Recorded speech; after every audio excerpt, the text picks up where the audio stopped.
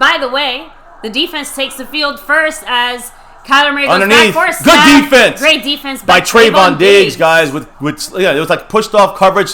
Kyler Murray was a little late. Yeah. Got the ball out. Much love. love. I think you touched on this. I think you touched on this before the stream started. But the Cowboys defense supposedly met up and had a talk about who they were and who they want to be. And look, honestly, why were they not talking the last few weeks? Well, it's kind of. I just hope it is a rejuvenating thing. I'm watching LV and Jalen Smith back there. They're watching the running. There's the run, and Jalen Smith right there to meet him. Got to hold on to him.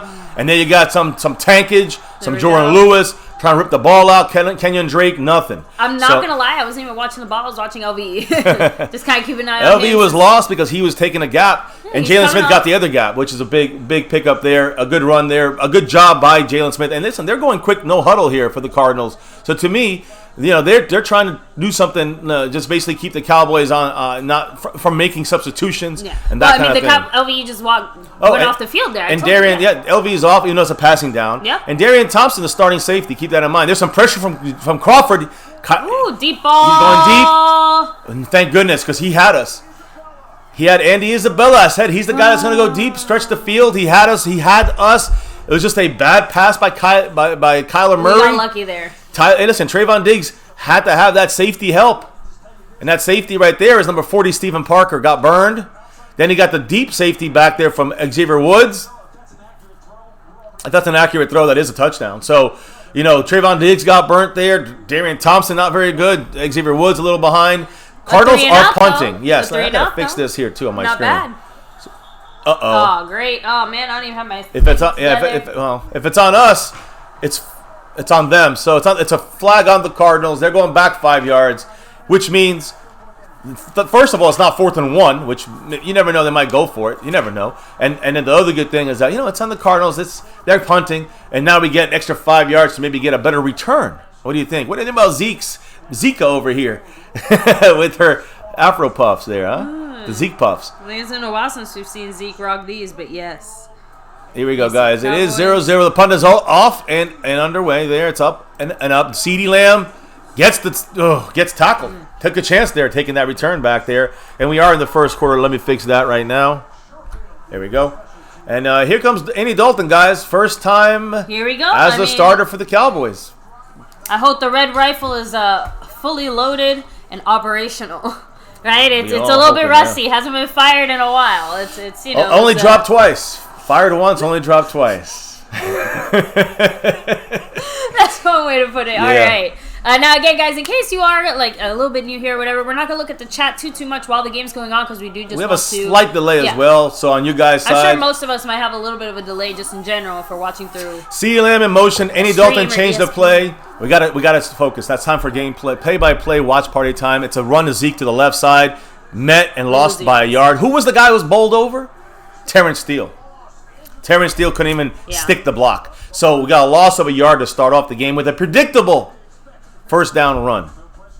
Not the stuff MCF likes to see. But all right, this is the first. Anyway, I look, there you go. So there's the Afro Puffs. Listen. You gotta remember, it's also the scripted first 15 plays. So we have no help here. Now, of course, here's Zeke coming back to help. It looks like Tripp's right? Tripp's right. 11 personnel. And we got a tight end. They come in with the blitz, dumps it off to Zeke. He got beat the one-on-one. He does not beat the one-on-one. Of course, ground by the neck. I guess Dre Kirkpatrick gets away with that stuff. Zeke gets the yard back. So now it's 3rd and 10. 3rd and 10 for the Cowboys after a predictable run and missed block by Terrence Steele. And, a blitz on the left side. Now we're quick huddling this, so we're right back on it. No wasting time here. No. I think Dalton's going to look and read the defense here. Tripp's right again. He's watching. It's right. See, he wanted to see what the Cardinals are doing. That's the right move there. So the Cardinals are going to drop back. They're seeing if they're changing the Cardinals are switching their defense maybe, but they're not because the safety's going to drop right back. You see him? He's going back, and that's what Dalton wanted. I wish he had a better snap there. Well done by Dalton. Just throws it away. No, I mean, it's just in the sense of Tyler badass. That or sack, Tyler Biadash fucked that up. Was that a weird snap, by the way? He looked like he got it sideways. It was a low snap and not a fast snap. It's got to come out faster. It's got to hit his hands quick. He can't be waiting for it and reaching for it. That's not Dalton. Look at it. See, he had to go.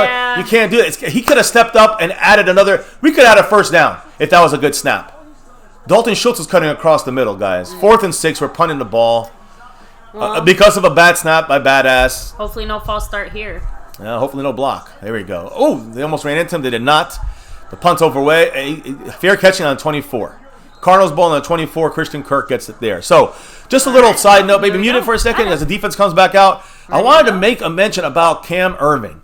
Cam Irving was brought in here to be our swing left and right tackle, our swing tackle, and he hasn't seen the field barely in training camp. He saw it for week 1 as a special teams field goal and extra point blocking team, and he got hurt in that play. Yeah, early in that first game. So he hasn't been back since. He's been eligible to come off IR. He has not yet.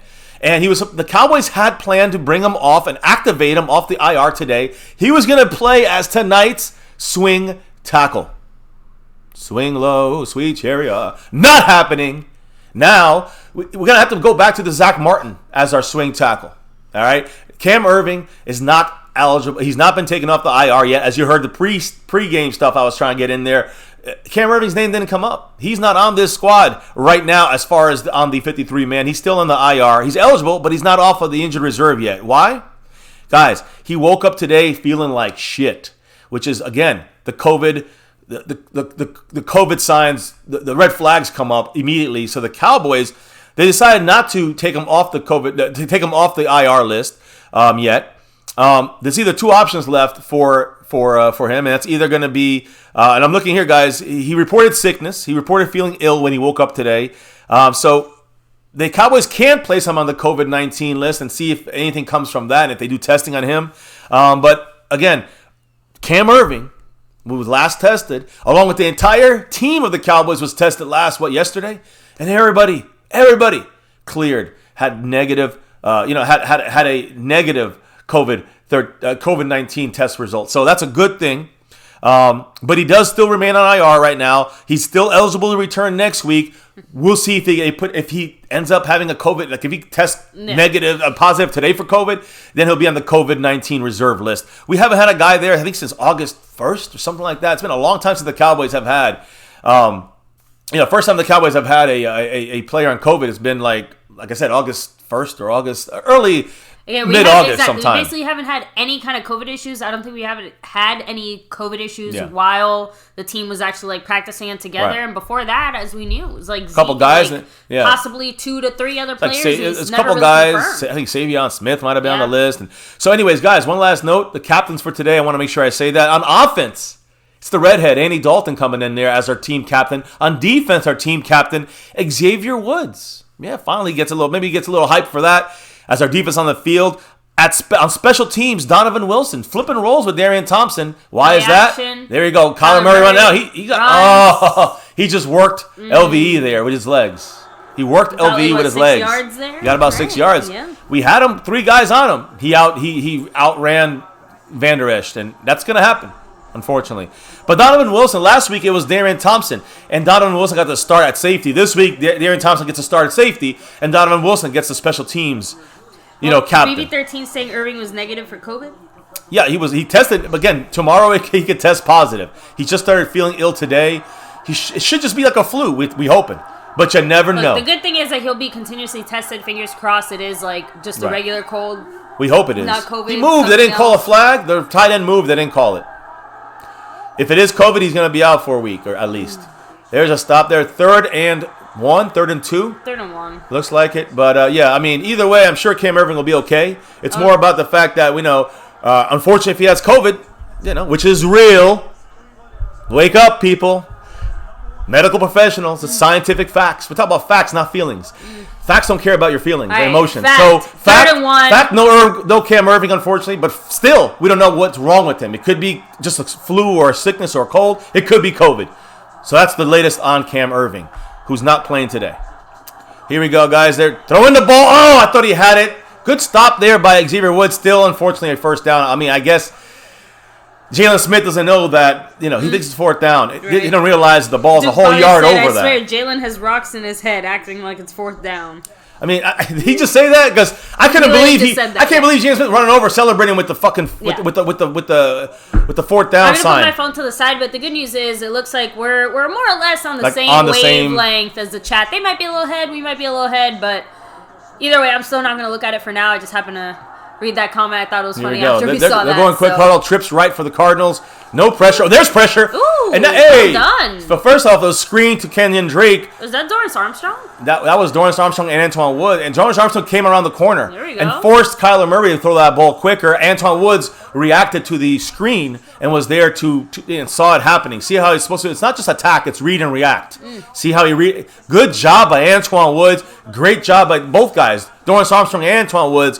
Okay. Playing a great job there. Because again, other guys got to cover if he threw it to the right trips. The other guys covering. Antoine Woods is watching that screen. Dorrance Armstrong trying to get that pressure. It was done. Good job there by the defense. Here comes Dorrance Armstrong coming again. Throwing in between Jalen Smith with the tackle on Larry Fitzgerald. By the way, like my brother said, Larry Fitzgerald's going to get he's got his streak continues now. That's right. He's got about 30 games to go before he breaks the streak. So a 249th straight game with a completion. Jerry Rice is 274. So you see, he'll have to play another 2 years. But listen, they're not even huddling right now. The Cardinals are keeping us on the field. This is a 3rd and 5. We're showing blitz in the middle here. We got two guys. We got Jalen looking like he's going to blitz. Kyler Murray switching the play here, switching Chase Edmonds out to a receiver, trying to open the inside up. You see us, we moved Jalen Smith out to the side now, covering the running back. Quick throw, got it, And of course, Darian Thompson with the tackle with Trayvon Diggs, but they sneaked the first down out. Larry Fitzgerald with the quick read. I have to, it wasn't a bad read by Darian Thompson either. Who's covering? Is that Darian Thompson on him, man? No, it's a blitz. That's why he read it, guys. A great read by Kyler Murray. Kyler Murray saw the blitz coming from Anthony Brown, and he knew that the guy, if no one shifted over, he's going there, which he did. Only one was there was Darian Thompson behind that safety.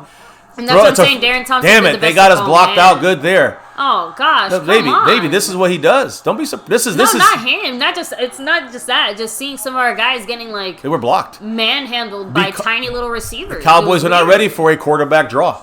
That was a planned play, and you can see the blocking down the field dictated that. So they were ready for that for the quarterback run. I know it's kind of weird, but I know a lot of people had doubts about Kyler Murray when he got drafted, when they brought him in, because of his size, because of a lot of other things. But I have been one of the people who thought that it would be okay. Tip.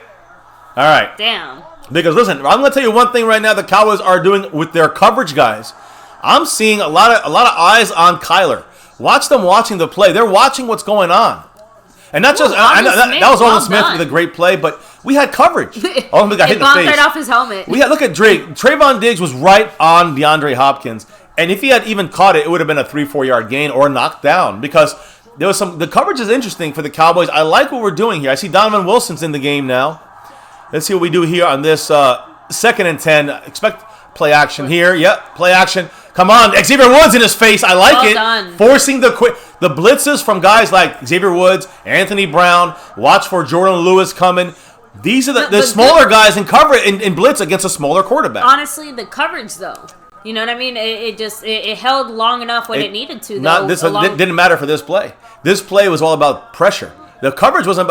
He was released that in 2 seconds because he had the play action and then rolling out, and Xavier Woods is there. He had to just throw it out of bounds. That was no coverage on that play. That was all. All right, so now here's the unfortunately horribly historic 3rd downs. All right, come on, defense. Let's get a stop. 3rd down and 10. Let's get a stop. Come on the 40. On our 40, we do a stump move. He goes deep to the end zone, overthrows it. No flag. No flag. No flag. No flag. No flag, no flag, no flag. It looks like he was almost trying to force a flag, right? I'm thinking of Reservoir Dogs when I say that. Am I wrong there? I'm just saying in the sense of he looked upset that he kind of overthrew it that much. I wonder if there's a hold before the end of the play. Listen, guys, Stephen Parker's playing back there at the safety. Stephen Parker's watching DeAndre Hopkins on a constant right there. There was no flag there. Larry Fitzgerald was asking for some kind of flag. They're punting, but watch the fake. I just don't trust them. They're playing field position with us here, so they're punting it. Let it go. Goes forward. All right, on the 9-yard line. Cowboys have the ball on the 9. 10-ish.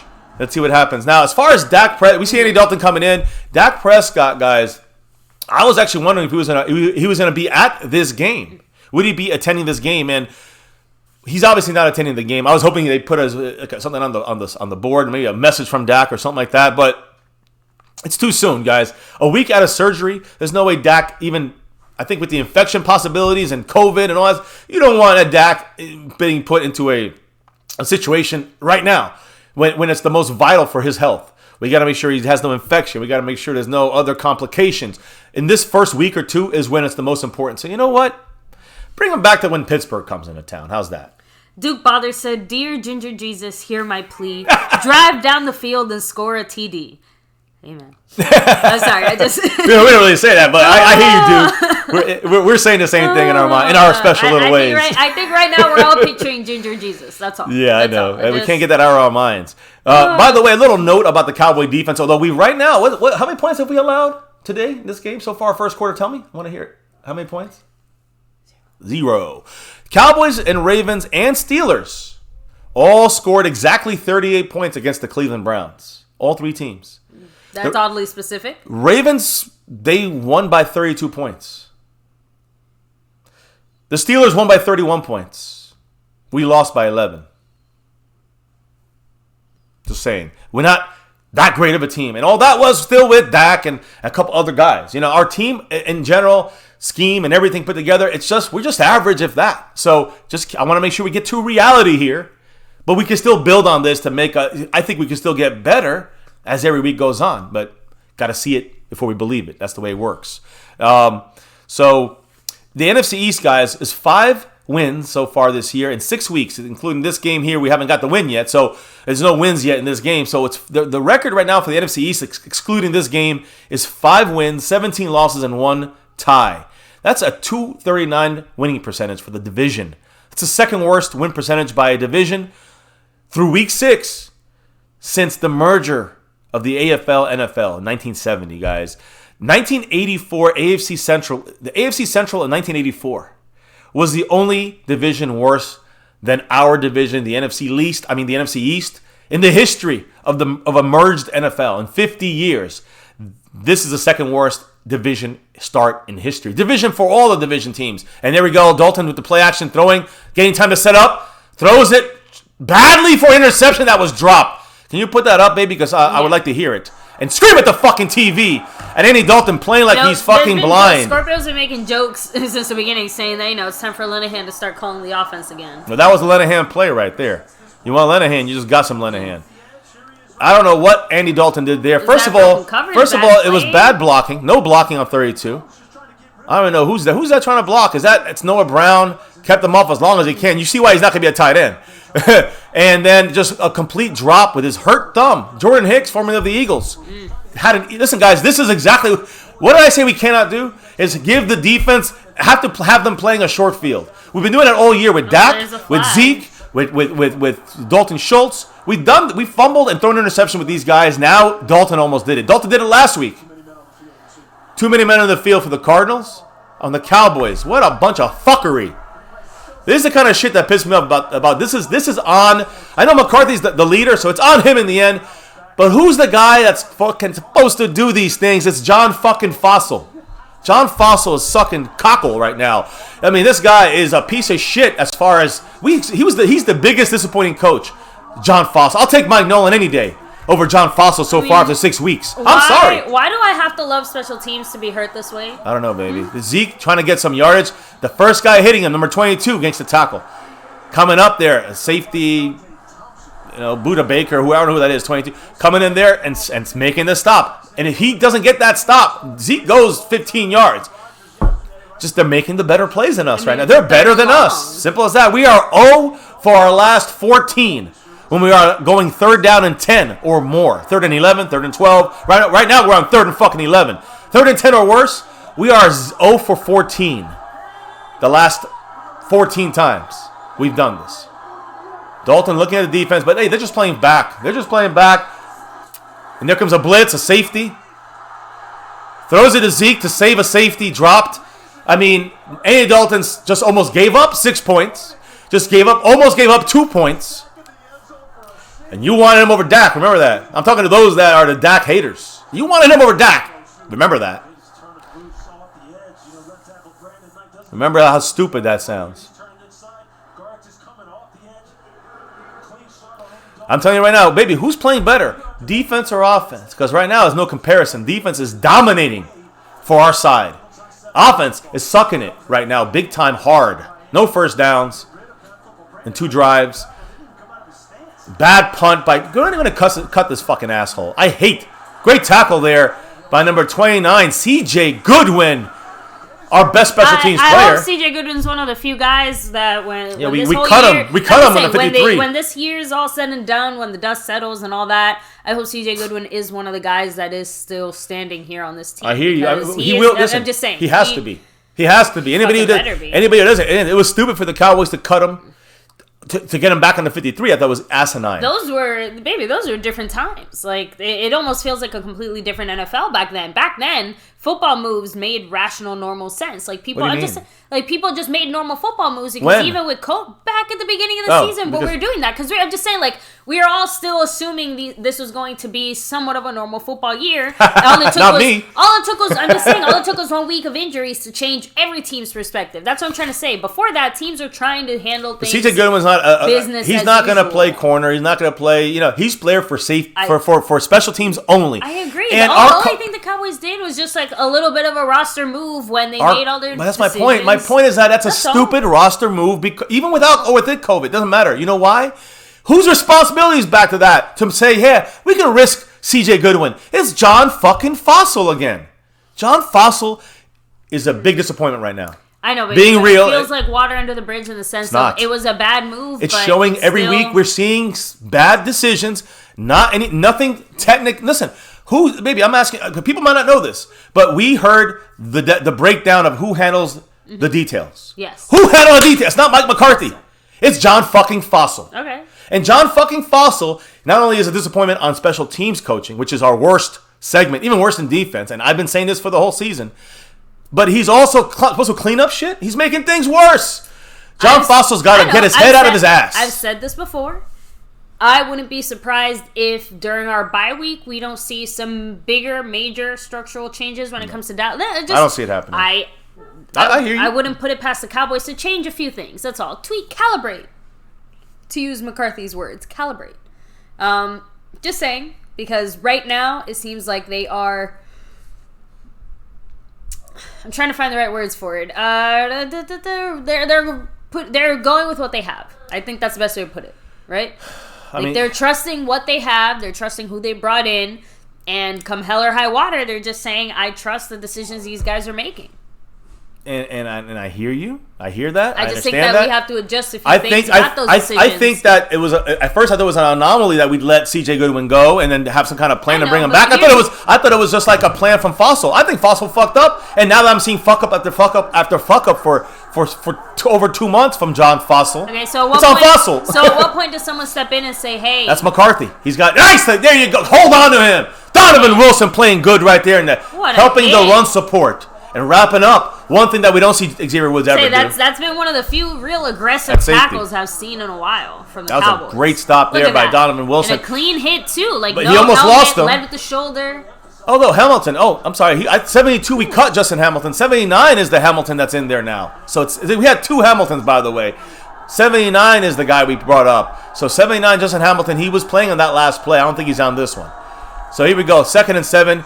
No real pass rush. Again, Kyler Murray's not getting those reads down. He is all over the place looking left and right. Hopefully there's no flag. It's 3rd and 7. I mean, they're on the same page right now, him and Hopkins. Everson Griffin actually looked a little, he had some impact so far. Everson Griffin on the inside. I would say, something looks a little bit off, I will say, with the Cardinals. They're definitely not flowing right now, which is fantastic. I know this is going to sound really dumb, but is it the stadium? Is it how loud it is right now? No, I don't think so. But look, they got trips right, and we're playing off coverage. While the bottom side with DeAndre Hopkins, they moved. That's a flag on the Cardinals. Back you go, motherfucker. By the way, we're playing some real different guys. Do you see what Mike Nolan is doing? That's why I've been saying you stick with Mike Nolan. You can't judge him after 2 weeks, schmuckos. Keep Mike Nolan on there and see what the adjustments. I've seen the adjustments coming. It's on them. I've seen the adjustments. I've seen the adjustments every week by Mike Nolan. Got to give him more credit than people want to give him. When you see short fields and we're the first week was what 20-17. You know, I mean, And you're seeing good let's- defense every week in the first half. We have good problem is- defense, the and then problem we give the is- defense have to defend against short Maybe. fields. I'm not disagreeing with Offense that. It's screwing just up. that the problem is that it is very hard for people to want to be open-minded about him with how historically bad our defense has been. You get what I'm trying Right. to say? It Right. is very easy to look at our defensive coordinator and say, dude, Blitz. you are the problem. You're the guy effing it up. The same way that if you're looking at the team, you wouldn't quite know. Blitz, again, I'm sorry, baby. I'm watching now. Got to get the stop. They're blocking down the field. They got the fucking first down. And you know why? Good play by the Cardinals. Wait, there's a flag. They might have been blocking. I'm thinking it's blocking down the field because these Cardinal receivers were blocking before even he caught that ball. Blocking the back, maybe? No, baby. It was illegal blocking blocking downfield or illegal, offensive interference, whatever they're going to call it. I think it's on the Cardinals. Thank you, guys. There was a planned play. It was a smart play. It wasn't executed properly. Larry Fitzgerald down the field blocking before DeAndre Hopkins caught it. The idea was to catch it 7 yards short and then have him do it. See how he's pushing him? They're blocking down the field. I saw it. I'm like, how is everyone getting blocked the whole way down the field? And there's nobody. And it's like everyone's locked in blocks already. No way. So I felt it was a penalty hit. About time, baby. Yeah, about time they call a flag proper. Now the Cardinals are getting fucked. They're going back farther and farther, which is we got to get a stop here. Defense, can we get 3 stops in a row? Can we get 3 stops in a row from the defense? Bam! Come on, let's go, Cowboys. And then can the offense wake the fuck up? It's 3rd and 22. We should not be blitzing. They're running the ball. We got them. On. Just no flag, and we got them. No dumb mistakes. There That's we it. go. Neville, again, you got the swiping. swipe. You got the swipe. Get your swipe out of your fucking system, Jalen. You got the swipe out. You had Hamilton in the mix there. You had a bunch of other guys falling on top. Good job by the Cowboy defense figuring that one out. It's pretty simple. Jalen Smith, playing well there, guys. Great job. I have Neville Gallimore also involved in that tackle. Yeah, I know it sounds weird to say, but he did a good job of kind of staying aware and on his feet, like not really getting knocked down or getting unfocused. David Lee for the Cardinals about to punt, number 4. His 3rd punt of the game. CeeDee Lamb returning, by the way. CeeDee Lamb, which I wanted to bring up something about CeeDee Lamb as well. I hadn't get a chance to really do it early. They get the punt off. It looked weird. CeeDee Lamb is trying to get this. I don't know. What is he doing? He fumbled it. He fumbled the punt, and he recovered it on the 27. I told you it looked weird. Yeah. Like, I'm just saying, I think he expected it to land somewhere different. Speaking of weird, I will say one thing. We are lucky this is not 2-0 because that sack by Gardeck, which is the Cardinal guy who blitzed in on Andy Dalton, that should have been a safety. I'm going to be real about that because he was in the grasp. He was still, even when he lost him for a second, he was still in the grasp because you just saw him falling down, and he still had his ankles. Most of the time, referees will stop the play early and call that a safety. So we got lucky there. Sean Carter said this might be a defensive battle. We might have been wrong predicting a shootout. I feel like it might be one of those things, a tale of two halves. First half, a very defensive battle, but I think the second half, once you pop, you just can't stop, and it might turn into a shootout more towards the second half, especially because, at least for us, we know we are a second half, fourth quarter team. Yeah, let me let you know what happened pregame real quick here, guys. In pregame, it was interesting, guys, that first and foremost, for the national anthem, guys, and I will update you guys on what happened because Dontari Poe took a knee. Oh. At the anthem, and as always, right? I'm gonna grab my sweater. Okay, now you can lower it, baby, if you want one up or whatever. The thing is that the Cardinals did not go. We were on the field. The Cowboys were on the field. The whole team. Dontari Poe was the only guy kneeling for the Cowboys. A lot of guys who had their hands on his shoulder pads, on his back. I mean, I just want Dontari. I don't care what he can kneel. Or he don't have to kneel. I respect him either way. I respect the kneeling. I have no problem with that. But play better football, Dontari Poe. Get the fuck out of here. That's my issue with him. That's the only issue I have with Dontari Poe. The Cardinals, they stayed in the locker room for the anthem, the whole team together. There were a couple schmucks out and I'm sure my brother will attest to this. There were a couple idiots. I don't know if they're Cowboy fans. They probably are. Idiots in the stadium, running around the stadium during the national anthem, saying "Vote Trump" with a big sign saying "Vote Trump," and another one said "Jesus saves" and "Abortion kills." And they got guys running around the stadium in places where you're not supposed to be at in the stadium, where it's blocked off. These good people, Jesus saves and vote Trump and all that hypocritical bullshit you see from that side of things. They're running around the whole stadium in the areas they're not allowed to go. Thank goodness Jerry Jones's security grabbed these motherfuckers and threw them on their asses. Hopefully they got arrested, honestly. Because they were in areas where it would have been a COVID protocol break right there. And, hey, get them the fuck out. We gotta keep our Cowboys safe. This was one of my fears about allowing fans in stadiums. Get those dumbass fans. You saw the fight with the Eagles yesterday. Keep these damn dumbass fans out of the stadium. There we go. A much more Zeke's successful best run to Ezekiel Elliott. 4 yards. Looks like 5 there, I would say. Oh, no. Zack Martin's hurt. You're kidding me. Oh, fuck. Baby, how you not see? He's out there screaming. Zack Martin just broke his fucking arm. Man. It just can't get worse, but it does. That's what little Jay said last week, my daughter. She said it can't get. I said it can't get worse. What just happened? She says it just. Was it his arm? He grabbed his right leg. It looked like. I can't tell. He was on the ground, grimacing in pain, screaming. I try to see what's going on. Man, fucking shit. This is some shit right here. Now they stopped it. I mean, we stopped. It's obviously he's out. There he is. There's Zack Martin. I think it's one of his knees or his ankle. Probably got rolled on.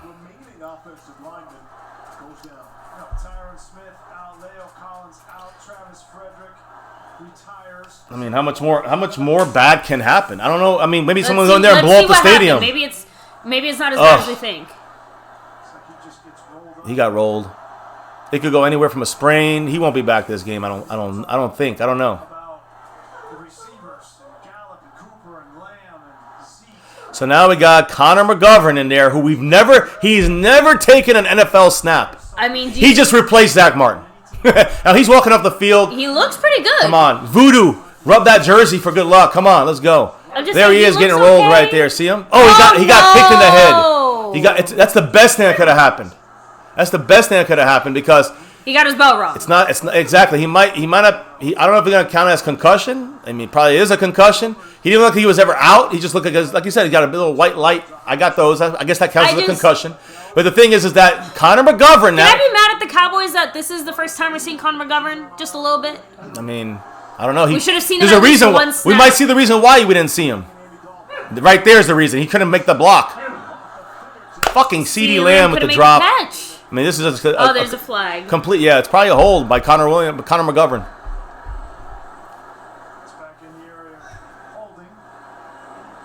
It's holding on us. They're declining it. I wonder who it is. No, badass. Probably trying to help. The guy that is right, Connor McGovern. Yes. I mean, McGovern missed his block completely. Look at this guy. G. He just missed the block completely right there. I mean, Connor McGovern's holding too, by the way. I know, but I don't think it had anything to do with McGovern there, though. Just saying. No, not the hold by Connor Badass. I just thought that McGovern held more than Badass did. Either way, it's 2nd and 16. And we're running with 11 personnel, a little play action. Dump off to Dalton Schultz on a screen to the tight end. Get that first. Woo, there we go. So it's late hit by Campbell. So, guys, she needs to go out. Take her out there. The Dalton Schultz was a planned chip block with the outlet screen to him, and again, Terrence Steele did not do a good job in. That should be a late hit. Come on, they didn't call a late hit on that. We're 2-3 yards short. 3rd and 3. We got to get a first down here. What about CD, man? Come on, CD, make the catch and make the better pass, Dalton. I'm sorry. At least it's a 3rd and short. He's rolling out, throwing it. Looks to good Michael Gallup. Yes. Our first down. First down of the game after a 2nd and 16, right? I know they're not technically doing anything wrong, but for some reason I just don't like the way that they're tackling our guys. Does that make sense? Like the way he grabbed Michael Gallup. Everyone's getting pulled almost and strung around. It feels like they're getting pulled in the opposite directions. Does that make sense? Like, yeah. I guess you can't really blame it there because that's football. Michael Gallup. I know. I just, like I said, maybe it's just me taking a little personal. I'm hurt. Here's a run to Zeke. Right up the gut. Come on, baby. He's 10 yards, 12 yards. Every time he falls sideways, I'm always thinking about that fumble he had. First down for Zeke. And one guy that cannot get. Listen, right now that's with Connor McGovern. We just ran behind Connor McGovern right there. And in between McGovern and Terrence Steele. So let's see where that goes. Look at McGovern's second level in that shit. Though. Yeah, it was a great block by McGovern. I mean, not McGovern, by Badass inside in the center, holding that hole open, and McGovern going to the second level. So now we're right on the 50, guys. First and 10, midfield. 3 minutes and 30 seconds we're going left in the first. 12 personnel, 13 personnel, strong right. They run to Zeke. Goes to the middle, towards the middle, gets 1 yard. and gets a yard. Falls forward for a yard. You know, the Cowboys defense, guys, right here, representing right here, by the way, first time back since week 1. Cowboys defense has forced punts on Arizona's first 3 possessions of this game. That's the first time that's happened to open a game this year for the Cowboys. Atlanta punted on their first 2 possessions, remember? And then we gave the game away to them with Dak, with Zeke, with Dalton Schultz. That's the only time. I'm trying to think when the only other time the Cowboys defense was able to force the opposing team to punt 3 times. And I don't know when the last time that was. I think it was when the Giants also punted just twice. 2 times in total last week, the Giants did. It's looking like a pass. Second on step. Dalton gets almost sacked. Pitches it out to Zeke. Zeke fumbles. I mean, Zeke literally threw it backwards. Zeke, once again, fumbles the ball. It's Cardinal ball.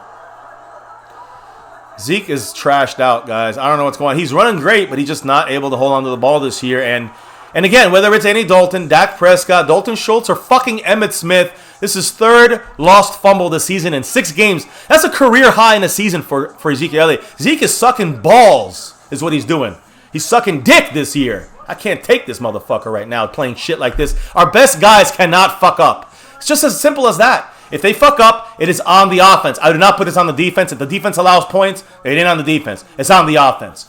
It's on Zeke. It's on Dalton. It's on the quarterbacks last week. The first 4 weeks is on Dak. It was on these guys that keep fucking up on offense, and we are giving the game away. It's the way the Cowboys have done this the whole year, and you're going to see it again here, guys. We're going to have to score 40 points in the 3rd quarter to have a chance because we can't play offense consistently, intelligently, or well. And I know we got injuries, but fuck all that. We still putting up 35 points a game, and we still can't get it right in the first half. It's pitiful for the offense. Every single first quarter, look at every single first quarter this week and watch us. Every single time, it's the same fucking story. And look at this. We're lucky that DeAndre Hopkins and Kyler Murray are not connecting. But at least they're not connecting. We're just fucking up. Fuck this shit. Fucking hate these motherfuckers. I hate Zeke when he plays like a schmuck. He's more mature, but he's dumber. Let me go ahead and read some of the comments here in the chat because, BB13 said it. That will be the momentum killer. Let's hope it's not. Unfortunately now, we have to hope that it ends up not being the momentum killer. DeAndre Hopkins has 4 targets, no catches. We still can't, and the defense has been playing great. Here comes a nice blitz. Makes them, nothing stupid. There you go. I guess the one saving grace is that we were on their territory. We were almost in their red zone. That's the one saving grace, right? That's the one good thing? Not is that really. A good thing? No, maybe. They're basically in our territory. They're on the 50-yard line. It's a 3rd and 10. Let's see what happens. My point is, it's just the way the Cowboys do things. It's unfortunate that we have a consistency issue on offense. And I know it's even worse now, but even when we were all in, we have a consistency issue on offense. Don't fool yourselves. We can't score 40 points in the second half. It's just stupid. We can't give away points to teams or give away chances to teams. Right now, all we did was hurt our offense. But every game this year, when we turn over the ball, we've hurt our... And no offense, like you said, whether... Get him! Come on, Jalen! God fucking damn it! And that's why we will lose. We might win, but this is why we lose. Because of the turnover by Zeke. Because of the 3rd down conversions allowed by the defense. And I know you can scream at the defense. You can scream at Jalen. I'm not. Death by 1,000 paper But I'm not screaming at the defense. I can't help it that they are better than us. Their offense is better than our defense, and we know this. Anybody surprised? No. I'm mad at the offense. At fumbles by Zeke. And almost safeties and interceptions by Dalton. Last week it was interceptions and fumbles by Zeke and Dak. And the week before that it was bad decisions by Dak and interceptions by Dak and fumbles by others. Guys, this is the offense. The offense sucks. Our offense is what loses the games for us. They might come back and give us a chance to win, but our offense all year, Dak, Dalton, I don't give a flying fuck. DJ Crown J said, "Swipe now, Jalen." Yeah, he already got his swipe out. He made sure he got that cha-ching swipe to get his fucking clear-eyed bullshit view. But, hey, DJ, don't get mad at the defense. Get mad at the offense. They're the problem. Mark my words. Defense got 3 stops. Play action. They're going to blow it here and there. Look, they're playing great. You can't blame them. Great coverage by Trayvon Diggs. It's just a great catch. First catch of the night for DeAndre Hopkins. But when you give them four drives in the first quarter, is that on the defense or is that on the fucking offense? Can't get a first down. Almost threw an interception with Dalton. Yeah, fuck Dalton. Again, you want Dak over Dalton, but you see what happens, right? It happened with Dak. It happened with Dalton. Fumbles by your best player, Zeke. That's not the defense. Exactly. That is the offense. What are you supposed to do there? It's the offense. The defense is not to blame. That's it. Now, yeah, can we get a stop? We got 3 stops. Can the offense stop fucking up? Simple as that. Fooled. Doesn't matter. They are better than ours. Their offense is better than our defense. This is a simple word called fact. That's it. That's why you can't have turnovers at midfield. That's why you can't have turnovers by your best players. That's why you can't have turnovers in the past by Dak all game for the first half. And you can't have turnovers by your best player in Zeke the whole fucking first half. Or Dalton Schultz or any fucking body. Or Andy fucking Dalton, who almost gave up 2 points, almost gave up 2 picks. In this one game, last week, gave up a fumble in this, few chances.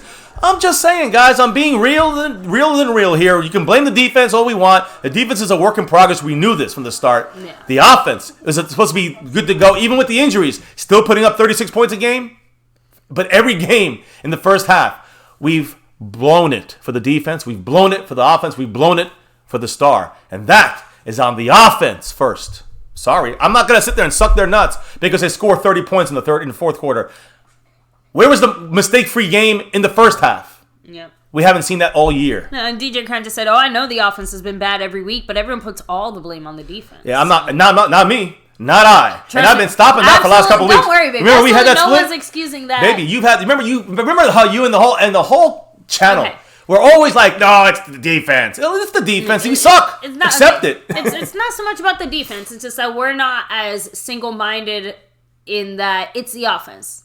See it as more of a whole team freaking problem. You know what I mean? And we're not here to say it's the offense more than the defense. But like I said, as time has gone on, things have changed. I mean, you can't. I feel differently now heading into week freaking 6. Every team has a problem after week 2 or week 3. Right. I mean, it's defense, it's offense, it's special teams, it's all the different facets. It's just the thing is that. But offense is the one that we need to win. That's the only way we can win. Is the offense doesn't make mistakes. They got to play clean. Much love to Regier Productions with the $2 holla saying if Zeke wants to fumble, put in Pollard, please.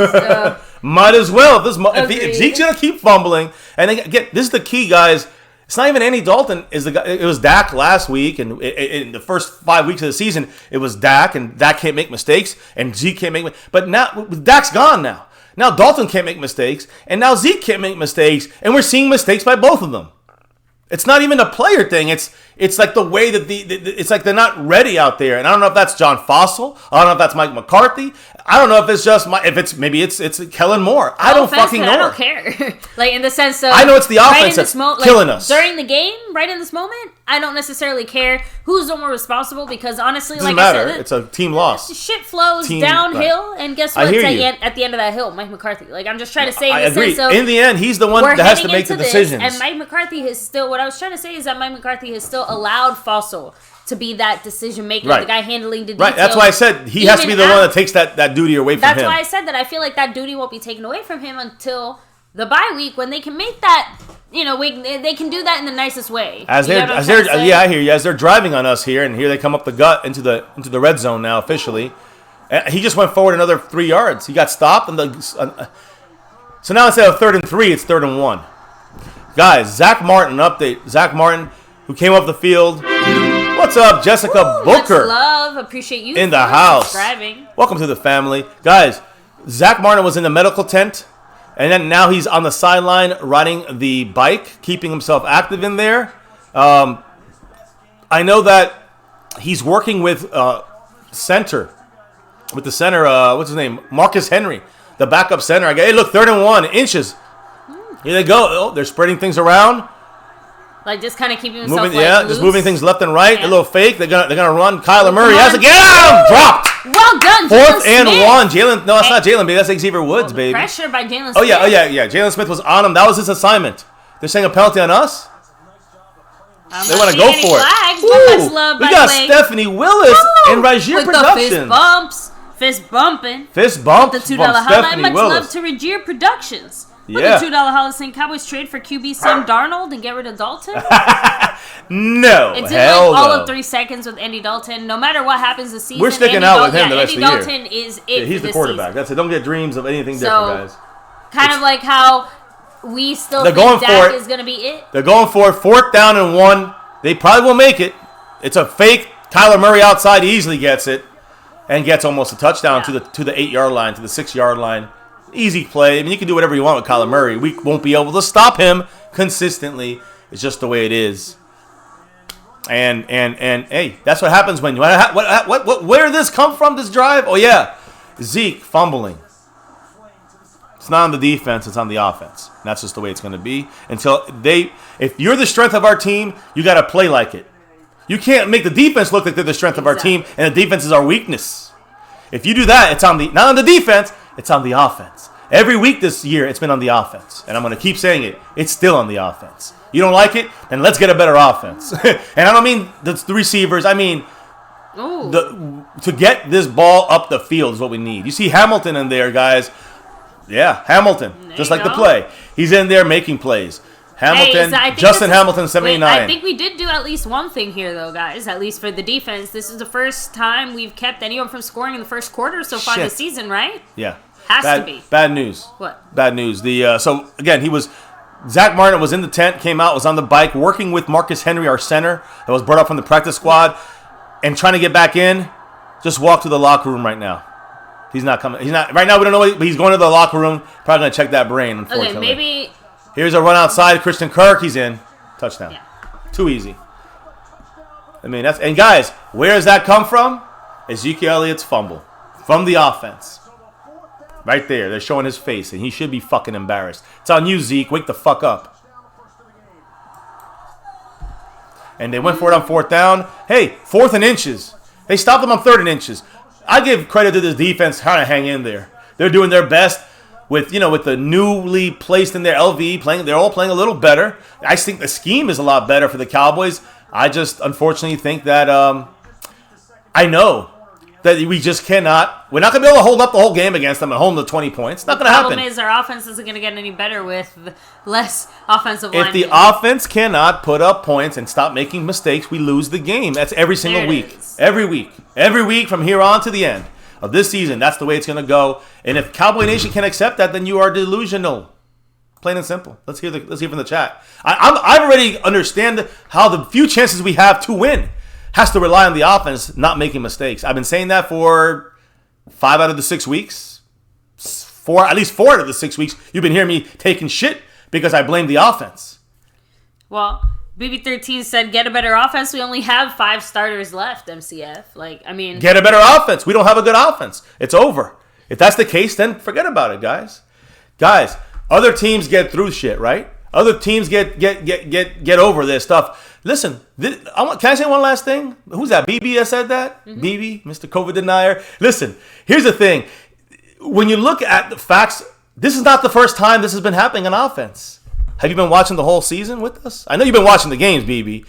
Week 2, week 3, week 4, week 5, and now week 6. 5 out of 6 weeks. The offense with Dak and some of the offensive line and Tyron Smith and still making mistakes in the first quarter. Still making mistakes in the second quarter. It's on the fucking offense. I don't think that we got Kellen Moore out in time to save him, guys. What? He's been Linehan. Yeah, maybe. I mean, this seems to me like it's either McCarthy or Linehan, McCarthy or Moore in the end, because it goes back to the way that we're playing the scheme here. So can I with injured players? Can I say the slightly scary thing then? Go for it. Because if it is a Kellen Moore issue when it comes to the offense and the lack of creativity or whatever it is that you want to call it, outside of just bad offensive line play, right? And that was one of the things that attracted Kellen Moore to the Cowboys. Are you saying this is a Jerry Jones thing here? And McCarthy's not so much a Jerry Jones thing, just will Mike McCarthy maybe fall a teensy bit flat to some of our offensive expectations in the sense of, maybe he won't be as creative as we thought or as, not saying he won't have his moments or his flashes, but just in an overall sense, we thought he was going to change things up a lot more than maybe he actually ends up. Well, it's obvious that along with the offensive issues, can't judge it off this year. We have consistency issues with the offensive play calls. I hear what you're saying. Yeah. Inconsistency in the play calls is going to lead to inconsistent play. But inconsistent play calls doesn't necessarily mean the quarterbacks, whether it's Dak or Dalton, throwing interceptions. The inconsistent play calling doesn't mean that Dalton and Dak fumble. And definitely, play calling does not have anything to do with Zeke fucking fumbling the ball 3 times for a career high in 6 weeks. Facts. Dropped. Done. We get the ball back on the field, and as you can see, we're missing our whole entire offensive line, other than number 52, the worst guy on our beginning offensive line, Connor Williams, right? So, I mean, my point is that, again, you've seen the thing here on the screen with retirement of Frederick in the center, our backup center, Looney, injured. Now we got our rookie backup center in there. We got 2 undrafted rookies at the left and right tackle. And now we got Connor McGovern, never played a snap in the NFL. He's in there for Zack Martin because he's hurt. It's a bad, tough game. And, hey, we might not be able to do anything anymore on offense. But the last 5 weeks, we were missing all these guys and still couldn't do anything. Still could not do anything on the offensive side in the first half. That to me goes more to Kellen Moore. There's Zack Martin walking to the locker room, like I said. Unfortunately, it's bad. Doesn't look good. And again, I hope it's just his head, and it might be he might be out for the game because of a concussion. Like you said, it's not that I want him out at all, but as far as injury wise, I don't want him to have a concussion. I just hope that he's gonna be all right. It's not any. When we initially saw him go down, we thought it was a season-ending injury. Whatever Blitz it is, blitz coming. Buda Baker blitzing. Zeke running, and did he fumble again? Tell me when it's the defense's fault. Let me know, guys. When do you blame the defense? You want to blame the defense? Keep blaming the defense. Can we cut Zeke at this point? Zeke is sucking dick so badly that he's become 100% gay. I'm out of this, guys. Hey, we lost this. This is over. This game is done because the offense. Nothing else to say. I want to know what you're saying, though, in the chat. CeeDee Lamb's receiving production, 18% of our... I don't even care. I don't even care anymore. Because, honestly, it's not even worth talking about any more stats. Baby, it's over. I'm not upset. I'm not even angry anymore. It is over because if our best players are fumbling... you cannot win the game. That's it. What is the chat saying? I'd love to hear what the chat's saying. I want to hear what the chat's saying. 8 touches, 2 fumbles. Justin Crowell says that he doesn't think he passed the on-the-field concussion test. Yeah, so he's out for the game then. Yeah, so, but outside of that... I'm talking about Zeke, though. Pretty much everyone's saying, get Zeke the fuck out of there and bench him. Holy shit, Zeke. Are you kidding me, Zeke? Let me know Let me know how many chances we give to the offense. I'm still waiting. Baby, don't worry. I'm doing it on purpose. Kyler Murray running all over the place. See that little self-taken sack right there? Dontari Poe got a little sack. There's quite a few voices saying, you should have already just put Pollard out there. Why not? If you're going to keep running the ball, and then Dilutic, just pass. Why are you running, stupid? Just pass. Well, you guys been saying you want to run all the time. Now you want to pass. Ezekiel Elliott just looks like he's our best player. He should not be fumbling. Case closed. That 1,000-yard stare on his face looks like he just checked out for the rest of the season. Well, he's a schmuck then. Maybe he's on coke. I don't know. But he's an asshole right now. It's costing us the game single-handedly. And all the time in the world. That means we got good coverage, but no pressure. Kyler Murray dumps it down the field out of bounds. And there's our old nemesis, Jason Garrett, with a $2 holla, and he said, "Feed Zeke, ha ha ha ha." And I said this: "Fuck you, Jason Garrett. Keep clapping with the Giants." Oh, you know that. Fucking fat.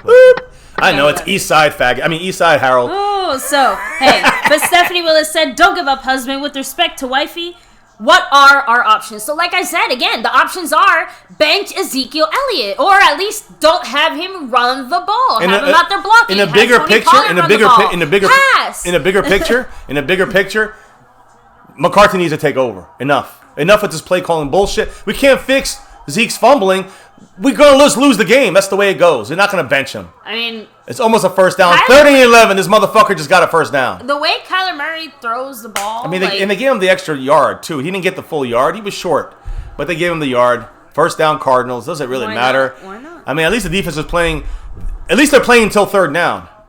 This is more than they did the last couple of weeks. They played until second down.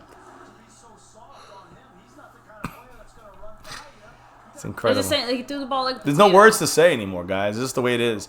It just is not. This is a COVID crazy Cowboy season, and accept the negative that's going to be part of this season. It's a horribly negative game. You're just blaming COVID for the Cowboys doing badly. I'm just saying. I just throw my hands up. You win, COVID. You win. There's Kyler Murray running all over the place. Saw him. Touchdown. Absolutely, no one saw him.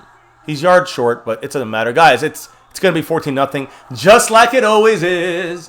Because of Zeke's turnovers. You have to remember, if it was not Dak, if it was not Zeke, if it was not our best players on offense turning over the ball, we might actually have a fucking chance every game.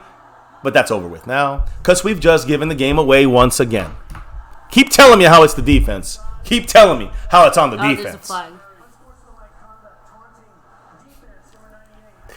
What, us? So Crawford was taunting the Cardinals after they ran 13 yards up our asshole. Smart play, Crawford. Smart play. Thank goodness you won't be with the Cowboys next year. Thank goodness. You suck. You're a wasted $10 million man. Wasted money. I said we should have cut him. You all wanted his friendliness in the locker room. Taunting? I don't know. He's down a half a yard short. Doesn't matter. Doesn't matter. Tyrone Crawford sucks a nut. He needs to be off this team from 4 years ago. And you know it. You know it. Everyone knows it. Just proven now. It just needed 4 years of proof. But I've known it. And I've been saying it. And it sickens me to have to, be honest about it. Guys, Zack Martin is questionable, which probably means he's not coming back. Questionable to return to the game because he's being evaluated for a concussion. There you go. So now no more thoughts. No, just we figured. And Trish, we'll catch you later. We understand. We understand. What? Can't take it? Yeah. Can't take us? Sorry. No, not us. Not us, the game. Touchdown, Kenyon Drake. Nothing to do with us, everything to do with the Cowboys. Don't worry. Kenyon Drake. Hey, we'll come back. If it is us, guys, then, it's cool. Don't worry. We'll probably come back. We always seem to, when we had Dak. Now Dalton's got to do it. Uh-oh. But, of course, the Dalton lovers will say, well, that's because we have Connor McGovern. We just ran behind Connor McGovern and got a 12-yard run by Zeke. Oh, yeah, and then he fumbled. Yeah. Oh, yeah. We almost got a safety. Should have been a safety by Dalton. Oh, wait, he almost threw a pick six. Oh, wait. Yeah. So did Dak do that last week. So with just the scheme, the offense, it's just not there. We got to be honest. If you want to be fake fans, you want to be, dreaming like we're going to win the Super Bowl, then you guys are in the wrong channel. So I guess here's the question.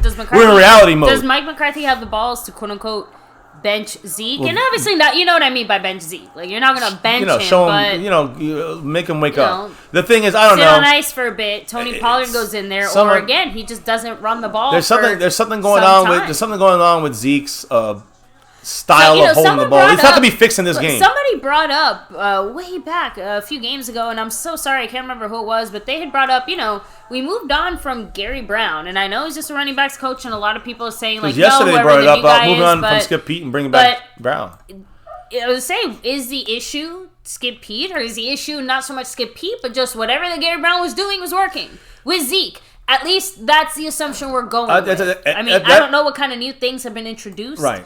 We don't know what kind of changes have been made, or you know what I mean. That's a good point. But I think we're also alleviating some of the blame off of Zeke, because I think Zeke is the main issue here. Listen, what did he do What did he do in the offseason? I'm going to give you my 2 cents now. You gave your 2 cents. Let me give mine. What did Zeke do all offseason? Mainly, did he do running stuff on his own? No, passing stuff. You hear?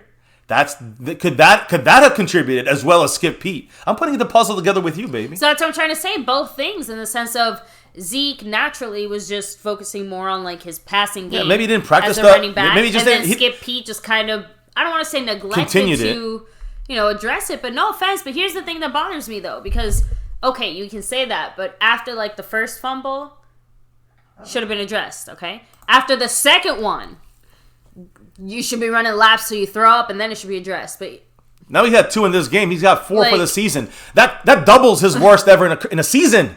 He's done it in less than 6 weeks of football. Like, I need to see Zeke lose 5 pounds the next football practice. And I'm not, obviously I know I'm being dramatic or whatever, but the point is, it's more about the fact that where is the feedback the adjustment here? by the running back coach to fix this bullshit. And I don't want to say benching him's not going to be the answer, because I mean, I don't mind benching him for Pollard for a drive, but it's not. Are you waking up Zeke? Well, that's my Zeke point. is already It's woken not up. about, He's just it's playing not so like much shit. about punishment. It's just this is one of those moments where I know Jimmy Johnson said you don't treat your stars the same and you cut them different breaks, but at the same time, when they mess up, it counts 10 times more than when a normal guy messes up, so to speak. Yeah. And I can't imagine a guy like Jimmy, and not to compare everybody to Jimmy Johnson, but I just can't imagine somebody just being okay with their number one guy messing up like this. Anthony Much Lavelle. Much love to with Mr. A. Lavelle right there. Yes, the old CeeDee Lamb. This is when coaching needs to step up. Zeke is not staying focused and is putting too much pressure out on Pollard.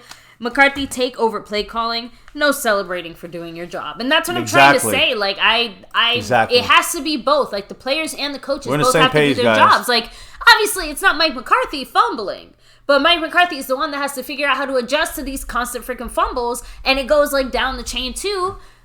You know, until you get back down to the chain of you're back to the player and you're out back on the field and you're hopefully producing something else, right? I agree with you. Much love to Mr. Lavelle, by the way. Mr. Lavelle still in third place on the overall board. We'll crown a champion tonight, even if our Cowboys can't crown their fucking drive. We'll do our jobs. We do our jobs. I can't do the Cowboys' jobs. I wish I could, though, sometime. I'll tell you that. Oh, man. And honestly, it sucks, too, because I can't imagine. Like, the thing about Zeke now... Do you really expect Zeke to have a good game in the sense of, he better wake the fuck up. He better get angry and start and hold on to the ball because if not, fuck him. He's done. I don't know. I feel like this is going to be one of those things that ends up spiraling. The only game I remember him doing this bad in was the Denver game. But he's had 3 problems already. No slamming of Dalton Schultz's body to the ground is not a flag. Got a 4-yard gain there. Again, much love to everybody in the house currently chilling with us right now. Oh, Zeke's not in. There you go. You got your wish. Good. Bench the motherfucker. He needs to learn a lesson about how to hold the goddamn ball right. And you know what? I love Zeke. I mean, he's the best player on our team on offense. That's why, like I said, this... Can't have that happen! That's how you lose games. Your best players fuck up. That's why this hurts so much. Tony P. Pollard. Tony P got more. He got more yards than Zeke. The whole fucking season. Fuck you, Zeke. And I love you. I love you.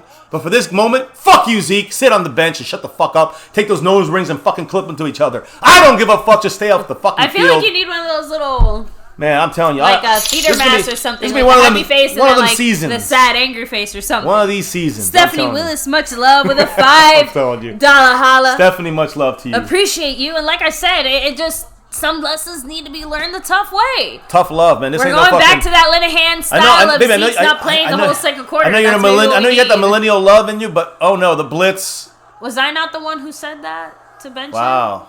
But Andy Dalton got sacked so fast. That's what I'm saying. I mean, I'm saying you know. You didn't even see. We didn't even get the chance to talk about it. Yeah, He just snapped the ball and got sacked. Buda Baker just came in on a safety blitz sack. Look, he's just trying to be a friend, to be like a chiropractor to Dalton. But I wouldn't even blame the offense for that. It's just a misread it's a misread on Dalton. Ooh. Dalton Schultz didn't chip block at all. He should have chipped him right here. Look, nothing. I mean, Terrence Steele just turned his back to him. I mean, he literally just ran in like. Andy Dalton's got to be aware of that. Unobstructed. That's on Andy Dalton's got to be aware of that opening coming up on that right side. I don't think Andy Dalton was expecting quite. He has to watch the blitz. There's a nice pass to Michael Gallup. Get the yes! Touchdown! Woo! Needed 17. We got 17. First down, Cowboys. About fucking time. Let's just throw the goddamn ball all game. Like I've been saying we're going to have to do. CeeDee Lamb, people talk about Jefferson. You guys know Jefferson? Justin Jefferson. Not trying to talk shit about Jefferson, the rookie wide receiver, but 44.3% of his receiving yardage for Justin Jefferson, the Vikings, one of the top rookie receivers in the draft this year. 44.3% has come when they're down by double digits or worse. There's Tony Pollard breaking a tackle back there, got a yard. Differently than Zeke would have, but got the yard after should have lost 3. So Justin Jefferson, guys, has gotten almost 45% of his production when they're down by double digits, 10 or more points. While you look at our guy, CeeDee Lamb, and his production as a rookie wide receiver, only 18% of CeeDee Lamb's receiving production has come when the Cowboys have been down by double digits. Well, we're down by double digits now. Better get that production up. we got to get something up here or we're fucked. First, by the way, second they and did 9. Just point out that this guy right here, Amari Cooper, has no receptions and no yards, nothing. Not after that one, it's no targets. There's Dalton Schultz, who I said would be the best connection. Just blow the whistle. 3rd and 3. Let me get Stephanie Willis in the house here on the board. I'm getting her. I'm fixing the board right now as we speak. So pardon me for being part of my dust. Good. And when you're done with that, you're gonna have to give me back the charger because my phone's gonna die. We'll Jesse R, much love. He said I need to send Zeke a care package with a copy of the movie The Program, so he'll learn how to protect the football. They run around the whole day just walking around with the ball and knock it out. You get to talk to the coach afterwards. Yeah, ain't no joke. And I understand exactly what he's saying. That's a great scene. That's the way they do it in high school and college. I mean, should we need to do that with Zeke? Here we go. Fake. A run to Tony Pollard. I did not expect that. Nobody expected that on 3rd and 3 to run to Tony P. That was a good play there. I don't know who came. Maybe McCarthy said, "Give me the fucking plays, you schmucky fucking Terry." So what's his name? Ligma 2020 said, I thought with Kellen Dak Moore, out. Yeah, go ahead. I thought with Dak out that, we'd be forced to run more and that the offense would look better because of it, because we'd be forced to run more. He's like, I guess I was wrong. We became more predictable, which I've been saying. We cannot just run because we got to now get just run. We got to be creative in the running. That's all I said. And we're doing that. At least don't throw every first down. Don't run every first down. We do run this down and get a good 3-4 yard clump of yardage. Maybe this is the best thing that could have happened now that people stop to focus on Zeke so much. And that means we could just still run. And remember, we got 5. We got Zeke's back in. Zeke's back. Zeke's like I said, not bench him, but you got to put him on ice a little bit. Gotta wake his ass up, so to speak, right? And I swear to God, if he messes up now, just throw the whole running back away for the rest of the game. All right, little one, chill out. You too. You can go back in your cage with little G. Here we go. Ooh, I did not like that. Incomplete. Why would you do that? The dump off. They blitzed. He dumps. That's what the dink and dunk is like. Unfortunately, Dalton does that a lot. Nice play by them. 43. Hassan Reddick did a great play. You got to give it to him. The board should be fixed above my head. They're going to start adjusting because again, they know that little dump off play is basically our last resort there every time we do that. Who wouldn't go attack that, when it's obvious that that's what we use it for, we're going to be doing a lot of that when you have to pressure, when they're going to be blitzing Dalton. Dalton's not going to stand in the pocket, and he can't be like Dak. You lost Dak, guys. We lost Dak. Trips right. Dalton throws it to the right with some blocking. No blocking. No a block in the back by CeeDee Lamb. That's my guess. Bad block by CeeDee. Yeah, I think it's going back. Little G. No, baby, it's not going to go back. It's going to be that's right. Yeah, declined and then punted. Let's see what the flag is. But I'm sure it's either blocking the back or offensive interference. CeeDee Lamb. It was blocking the back. You're welcome. I hate to be an arrogant asshole. I guess sometimes I come off that way, but I'm not. I'm really trying not to be. The truth is, I saw it right there. Look. You're not joking. Ray Charles saw that. If he was alive, of course. Stevie Wonder saw that. So it's not arrogance. Yeah, it's it facts. sucks. Super Thumb said this is awful. Pollard had the momentum, and now it's 3rd and 17. Why do you do this to us? You are just as annoying as Ezekiel Elliott right now. There we go. All right. Got the board fixed. And trying to draw them off sides. Nothing there. Did not work. And we're kind of close at there. Midfield here. Dalton slings it down the field, and it's incomplete. No one. Someone's not open on that one. And there we go, guys. Punt the ball time. And I think the Cardinals. Oh, that's right. That's right. We're not. It's not 0-0. Or that's right. The offense gave up the 14 points. I forgot. That's right. We're down 14-0, and now we got a punt.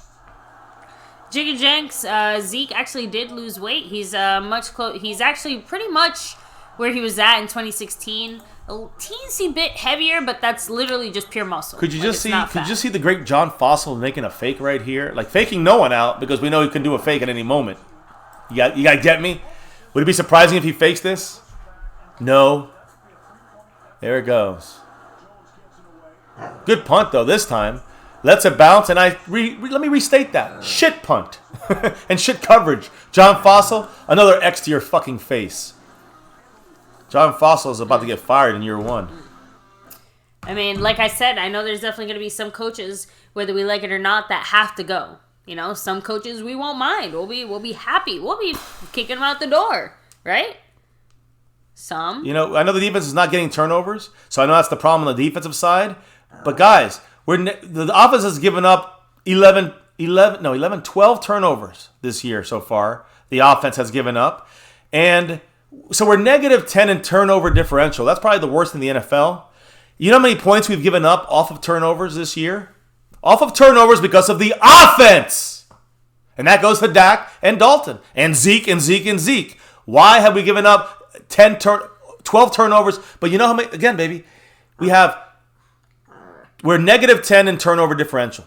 Do you know how many points we've given up off those 12 turnovers? 73 points. We've given up, let me say it again for those in the motherfucking back that can't hear me.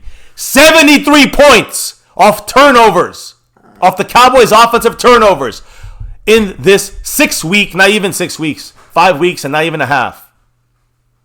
What kind of trash are we watching here, really? The offense, they're the strong part of our team. Week 1, 2, 3, 4, and 5, they were the trash part of our team. They just came back at the end and made it look a little nicer. Said I'm done with the coaching staff. Definitely, like I said, I definitely have some questions, but I feel like our coaching staff, we're in a similar situation as our team in the sense of this is what we have. We have to do the best with what we have, even if what we have isn't the greatest or maybe isn't working as well. Because this is all we have this year. This is all we have. The one thing I've seen with Dalton, breaking him down real quick, his dumbass mistakes in the beginning of the first quarter. That play getting the first down to Gallup was a great pass and tough coverage. Tough coverage on Gallup. The key is Michael Gallup, with a little bit of window there for Andy Dalton. Why did that play work? Is Andy Dalton that great on that play? Is Michael Gallup that great on that play? No. You know why that play worked? Because there was a clean pocket for Andy Dalton on 2nd and 18 or whatever it was, or 2nd and 17. Guys, that's what I'm trying to say. That's the issue here. If you want to maximize our team, you got to give Dalton a clean pocket. You got to leave Zeke in the block for pass protection purposes. You gotta give Dalton a clean pocket, or you gotta play action. It's gotta be one or the other. All right. Well, speaking of Tyler going deep, wide open. Christian Kirk touchdown. Cardinals. Easy touchdown. 21-0. And that was Darryl Worley getting burnt. Another one of our, our 8th string cornerbacks. There's my brother celebrating. I just saw him on the screen. It's a Monday night game. Well, my brother's in the game and he's celebrating. Yeah. And he deserves to. What is with Worley? He's playing so far back. How does he get burned? Because he doesn't start moving till the guy goes out. It reminds me of our flag football team, remember? No, that looked like the other team. No, I'm just saying, remember that little, what a catch. Those few kids who just, until the guy starts moving past them, they don't move, Yeah. Their action trigger is, you are beyond me already. Right now, I'm action triggered. That's how I cover. Right now. I chase after you. We're playing tag, not football. Sad, man. It's sad. Are you playing tag? I feel you there, dog. This cannot. This is it. That's it. The game's over. I'm having a hard time understanding too, guys. Listen, I'm not. I have no trouble understanding. You should lower that a little bit. Yeah, I guess I will. Every 5 seconds we got to lower because there's a touchdown by the Cardinals or a fumble by the Cowboys. But listen, it's not surprising. The defense is going to get burned like this. They should have been burned a couple other times earlier. But I don't blame the defense. That's on the defense there. Darryl Worley just fucking blows cock. You can't help that. But Darryl Worley's not good. He's our 4th, 5th string corner. And they've been, and our defense has been the problem the whole, has been the weakness of our offense all year. So we have a turnover given up. We have 7 points given up by the defense. All right, just disgusting. We accept that. I accept it. Did you accept it? I accept it. But 14 points given up by the offense. It should be 7-0. John Vegas said, "Can Dak play one leg?" He's not even. Yeah, I wish he was there so we can roll him out in the field. I wish that was the only problem. Now, as we get our offense back in the field, probably to turn the ball over once again. Our strongest part of our team all year, turning the ball over in the first half. It's continuing in week 6. So, Zeke, when he fumbled this year, guys, week 2, Connor Williams recovered it. Week 2, he fumbled again. The Falcons recovered it. scored a touchdown. Week 4, Zeke fumbled. The Browns recovered it, and then he got a touchdown on that drive. The Cardinals, right now, you see them, they recovered both of his fumbles, and both of them led to touchdowns. And hey, Stephanie Willis, much love to you, the husband, the whole family, the much whole crew. love. Again. And hey, Tony Pollard, the best return all year. Her husband is another very vocal and very passionate Cowboy fan. We feel you, man. We feel you. I think we're in the same page. I think the one thing I will say, at least, especially more in like our early years of dating, definitely got to see a lot more variety and flavors of football fans, Cowboy fans, right? Because there were definitely fans just like Mr. MCF here, right? He has a handful of friends that are pretty much like him about their own teams, right? You know, and then you have some other ones that are more about the social aspect of the team. They definitely are knowledgeable about their teams, but they prefer, you know, the general environment of just being able to hang out with other fans and hang out with other people who just like their teams too, right? You know, Dalton back, dumps it out, dink and dunk. 1st and 10. I mean, at this point, I'll take anything. Just get a touchdown before the half, and let's just see what happens. And there's definitely the more, like, quiet, passionate fans that even though they don't go as crazy as you, they're going crazy like that on the inside, you know? Like, it's just, they're the ones that are, like, brooding quietly, like, you know, chugging beers in the corner.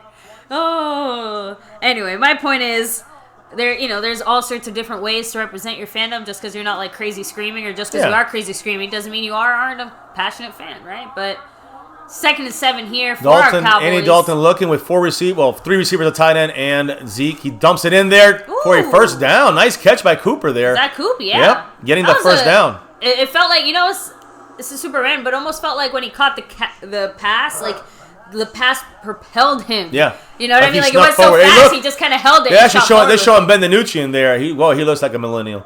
No offense. What is he supposed to look like? I don't know. I guess he is a millennial. It's just he just kind of. You know, you act like you're that far removed from being a millennial yourself, Mister. Kind of am. There's Zeke. Do not fumble, Zeke. You fucker. Oh, don't even say it. I'm gonna say it every time Zeke runs. Do not fumble, you fucker.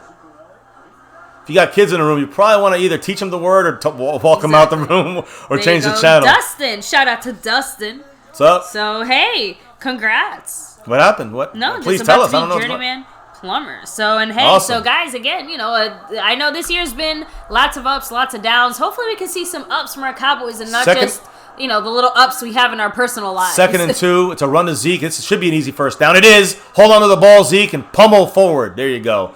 He's just going out of bounds. Listen, right now. Yeah, I was gonna say, don't get touched. We're just making this so that, hey, you know what? Just easy rolling to Zeke. Little pass to the right, little run to the left, and we get down the field just trying to get back in the game. Because right now, anything crazy it's over. Not like last night, overtime. It's over. IQ Logic actually brings up a pretty good point. Zeke is off the field, by the way. He said, teams already know our weakness covering the deep pass. This reminds me of our 2012 team. We had bad deep pass coverage. Like, we've been exposed in other ways. But how do you stop deep pass coverage? You got to get pressure. That's it. And there's Pollard. Oh, man. Oh, no. Brandon Knight getting rolled on right there. Left tackle. Please be okay. Because if not, we don't have Cam Irving. We don't have anyone in there. Yeah, they're calling people in. No? Okay, he's up. Brandon Knight. I'm telling you one thing. One guy we haven't said his name in a negative way pretty much the whole year is an undrafted last year's undrafted rookie, only starter of our draft class. Brandon Knight, number 69. Yeah, Brandon Knight will never get any awards as an offensive lineman, but he has done a spectacular job for filling in and doing a 2-minute warning. 2-minute warning. I'm just saying, he's done a spectacular job filling some very big shoes. That's what I'm saying. Like, he'll never make any kind of top 10 list. He'll never be a Pro Bowler, but he is, I think, a clutch, solid backup guy who's shown that he left and right tackle. He's actually better at right tackle. You know, he's the next version of Joe Looney for us in a way. At the tackle position, yes. Correct. And we need him. We need to keep him forever. But that's the thing is that he's got to be a backup, and he's starting now. This is going to be this is big to solve our backup left tackle. At least for the next few years. And we don't need a Cam Irving. We don't need any of these fucking Cam Flemings. We don't need these fucking guys. We got Brandon Knight. Let's us focus on other things. One thing we figured out this shitty COVID fucking season is that we got ourselves not the future left tackle, but we got ourselves a versatile swing tackle. that plays left tackle and right tackle, plays right tackle better, and starting in our left tackle spot, playing fantastic at left tackle. And shout out, by the way, to Michael Sachs Jr. with the $2 holla saying, it's like with my Saints, I never sit down during the game.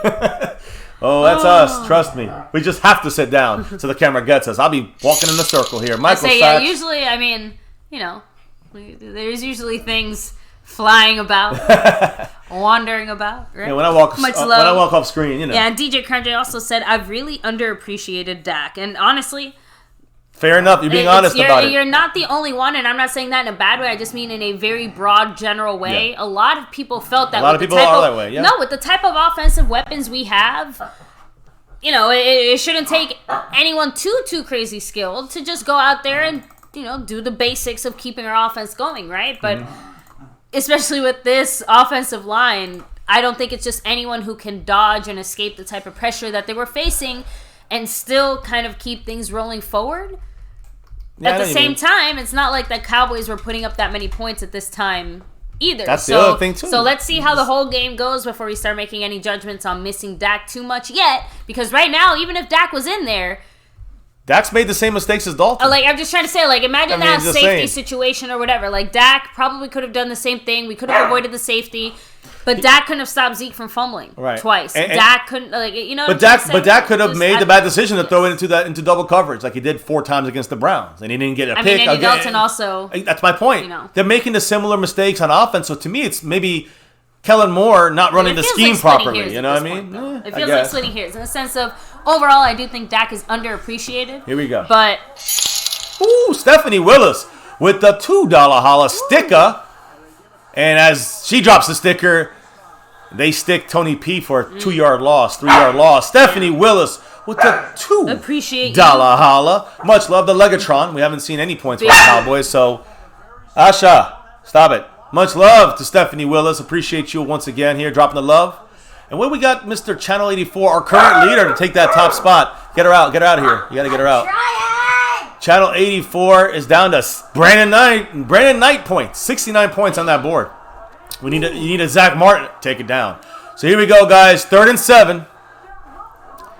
7 seconds to go. We got to snap it. Everyone's coming up on the line. Go over the top. Dalton. Okay, they drove this guy back. They're blitzing. Oh. He's going down deeper to Dalton Schultz, the guy I said that he needs to connect with. Shout out to Tony Pollard. Pick up on that blitz. He picked. I mean, and that's usually where he's Zeke. Not so great. Look, watch. I mean, if you're watching on TV, you'll see it here on the screen again in just a minute. And I think that's actually what they're pointing out with their little drawings and squiggles. They look at him right there. Bam. I mean, that gave us the first down. Really well done. That gave us. I mean, the throw has to be made. The catch has to be made. And that's what gave us the first down. That usually we see Ezekiel Elliott doing, which, by the way, Ezekiel Elliott's on the sideline, trips left here. Looking like another run to Pollard. Run outside. Ooh, he almost had it there. 3 yards? Hey, 3 yards. 4 yards. That's more than 3. I'll go ahead and take that charger now, too. 2nd and 6. My phone is at 5%. 2nd and 6. And, by the way, I think it's a minute 06. Timeout Cowboys. That's a good call there. Here, let me know if it gets in your way. I'll switch it over. Yeah. So, hold on, and much love. No, always appreciate you. So, your hairdresser's a 49ers fan. Ooh. Be very, very careful. Yeah, right? They might snap. Who knows what happens? But I'm just joking. So, yeah, look, we'll definitely be probably touching a little bit more on the Eagles and the rest of the NFC East once this game is over, since that'll be a little bit more relevant there. But you can't deny that the Eagles specifically are having their worst quarterback situation pretty much ever. Ever. Yeah, and look in a long while. And look what we're doing here, though. All right, you got 1 reception to Amari Cooper and 2 to Michael Gallup. I know CeeDee Lamb had 1 target. None to CeeDee Lamb. He had 1 target, but remember he missed. No catches. Here's Cedric Wilson. Hey, he has a catch and makes a nice move. He goes down, though, about 2 yards short of the first down. I think that just kind of goes to show how much you've been trying to run this game so far and how much you tried to force the ball to Zeke. Cowboys got to hurry up. We don't want to waste. We're moving fast. It's 3rd down and 2. Got to get a first here. We got 45 seconds and ticking. The key is you don't want to go too fast because we don't want to, the Cardinals will call a timeout if we don't get it here. That's a good move. We have nobody helping. They're blitzing. He's got to throw it. He does. You got it. First down. Yes! Cedric Wilson. Get out of bounds, you schmuck. No, first and foremost, Cedric Wilson's an idiot for almost trying to. I know he's trying to get an extra yard. You get out of bounds, bro. You gotta get out of bounds. It looks like he banged up. He got banged up there. Well, I know he should. I just didn't like the way again. Catch the ball, go out of bounds. He's trying to make a move to get inside and make a play. I understand that, trying to get a touchdown. Some of our players. He's got to be smarter on that. But luckily, he was hit hard enough to go out of bounds. Skeptical fan, it's okay. You can leave. You can leave Jaden in there. Cool. It wasn't so bad. No, it's fine. Red Rifle is right here, hopefully. Come on, Red Fire Rifle, get a touchdown here for us. 31 seconds to go. He's looking in the pocket, nowhere to go, and takes a sack. Got to call timeout for the Cowboys. Looks like we did. Time stopped, so. And, yep. See, Justin Carl said it's okay to take the sack, just don't fumble the ball. Or turn it over. Right. We want a touchdown, but you still... I mean, realistically, we lost, 4 yards? Not ideal, but in that situation, like I said... Here's the thing. We got 2 downs. That's the thing. We got 2 downs. 1 timeout. The idea here is to try to get the first... Try to not use the last timeout. If you do, you got to go for the end zone or the sidelines. And then you need 10 seconds to kick the field goal. That's what's important. Let's go, Cowboys. Come on. Be smart. We can hit the center of the field, but we got to use the last timeout. We have all our heavy hitters in now. 2nd and goal. Got Mari Cooper in motion from now it's 2-2 on each side. Dalton looks to the screen to Zeke. I don't know why we do that play. We lost yards. He goes out of bounds. That was a silly play. Bad play call. DeLuntic said that screen was shit. Just an ugly play. The Cardinals figured us out. The thing is now we have. It's like I said, that 2nd down play. You want to go out of bounds, or you want to make sure you don't use the timeout. That's me though. I'm a fan. The coaches should know how to do better. I don't know. Point is it 3rd and goal. Can shoot anywhere. Can be in the end zone or outside the end zone, but we don't get a touchdown now. It sounds silly, but I think they should try to hit CeeDee Lamb. We gotta get set. We just try to hit the open guy here. 4 seconds, 3, 2 to snap it. We snap it. No pressure. Clean pocket. Throws it to the end zone. Tips it. Of Michael Dumbass Gallup's hands.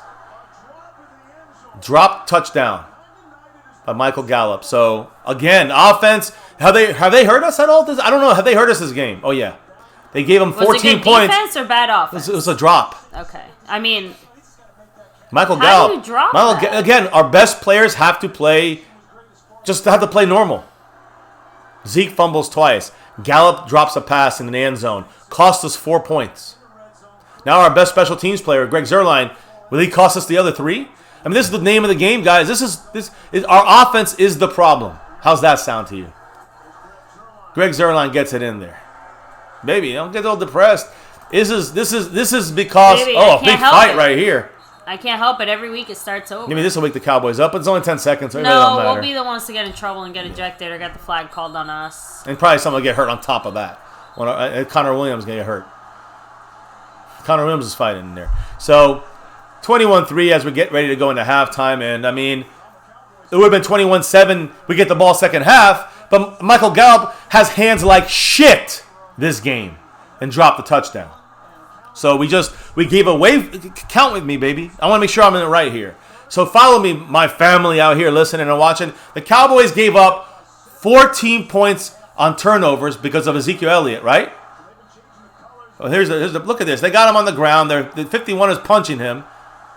Brandon Knight's the only guy coming to the defense of Connor Williams getting his ass kicked. Connor Williams got into Brandon Knight's my favorite offensive lineman because Zack Martin's out. I like badass, but I like what Brandon Knight's giving us in here. Just bad. Like again, he's on with some pride in there. Badass is similar to guys like Zeke or CeeDee Lamb. Like you knew from the jump they were going to be really good, and you expect them to be really good. And when they're really good, it's like awesome, yeah, great. But Brandon Knight is like the surprise. The damn, you were not supposed to be good at all, and look at you holding your own. Yeah, he's holding his own against a lot of great competition. Badass talent-wise will blow him out of the water, but Brandon Knight is still again holding his own. Hey, touchback. So they'll probably just take the knee here, and I'll fix this here. Guys. Cat52 said Mike McCarthy's Jason Garrett. I mean, give me 9.5 years, I'll tell you. How's that sound? 9.5 years, we'll talk. Give me 5 years of McCarthy, then we'll talk. Then we'll talk about who's Garrett and who's not. Maybe he is Garrett. Maybe he's not. But you can't tell me that after, fucking basically a little over a third of the season, if that. Take a knee here, guys, and they go into the half. A third of the season they've played, and it's been COVID riddled. Sorry, I'm gonna give them a pass this year, no matter what happens. How you like them apples? Will he have to come back even double strong? Hell yeah. Trish said I'm 5 fucking feet tall, and I could have caught that. Michael Gallup, who's done some great things this year, we got to call him out when he does it wrong. We just can't say, all right, good job. We're down 21-0. He needs that. We need a touchdown. We need something. He can't drop these are our best guys. Ezekiel Elliott fumbling twice. Andy Dalton almost getting sacked, almost throwing 2 picks. Michael Gallup dropping a touchdown, giving away 4 points. Yes, Worley gave away 7. Yes, defense gave away 7 points. That's it. The offense gave away 18 points. Unforgivable. And it's not like 1 week. It's not like only because now we just lost one guy. It's not. No, because it's not. We've done this every single motherfucking game this season. Prove me wrong. Thank you. Because I'm right. And you know it. So let's just get real. We can get real. We can get aggravated. We can get angry and all that stuff. But let's get real about this. The Cowboys, this is who we are. Face the facts. And again, I'm not saying I'm not saying we can't. Yeah, I'm not saying we can't be better than this. I give credit to Mike Nolan for adjusting. I give credit to some of the defense for adjusting and getting in there and as we're getting players back, we're going to get Randy Gregory and we're going to get Sean Lee and Cheeto back in a couple weeks. So in a couple weeks, we're going to be back to full strength on defense. Still average. If we're lucky, we're average on defense. So expect 7 points scored allowed by the defense. We've allowed 7 points by the defense. That is fan-fucking-tastic by our Cowboy defense. But we gave away 14 on turnovers, and we took 4 off the board because of Michael Gallup's drop. Zeke and Gallup have contributed to 18 points we gave to the Cardinals or took away from us. It's not the defense. It's consistency on getting these games started. What was the number one thing we needed to get done this year? One of the first thing we had to do to get this thing going in every game is come up to fast starts. We said this the whole offseason.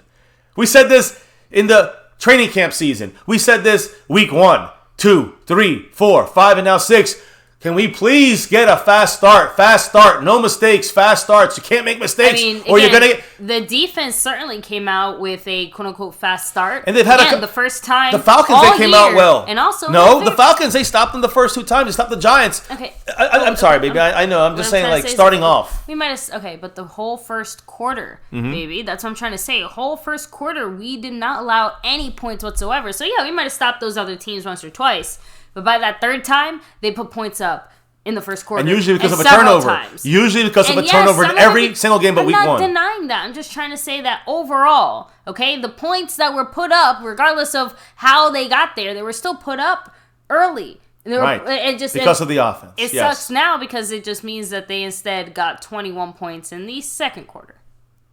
Right. But that's my point. 21 points on the offense. I mean, 7 points on the defense. They might as well say Ezekiel Elliott gifted Arizona Cardinals 14, 21 points. They gifted him 14, and then Gallup gifted him 4 points.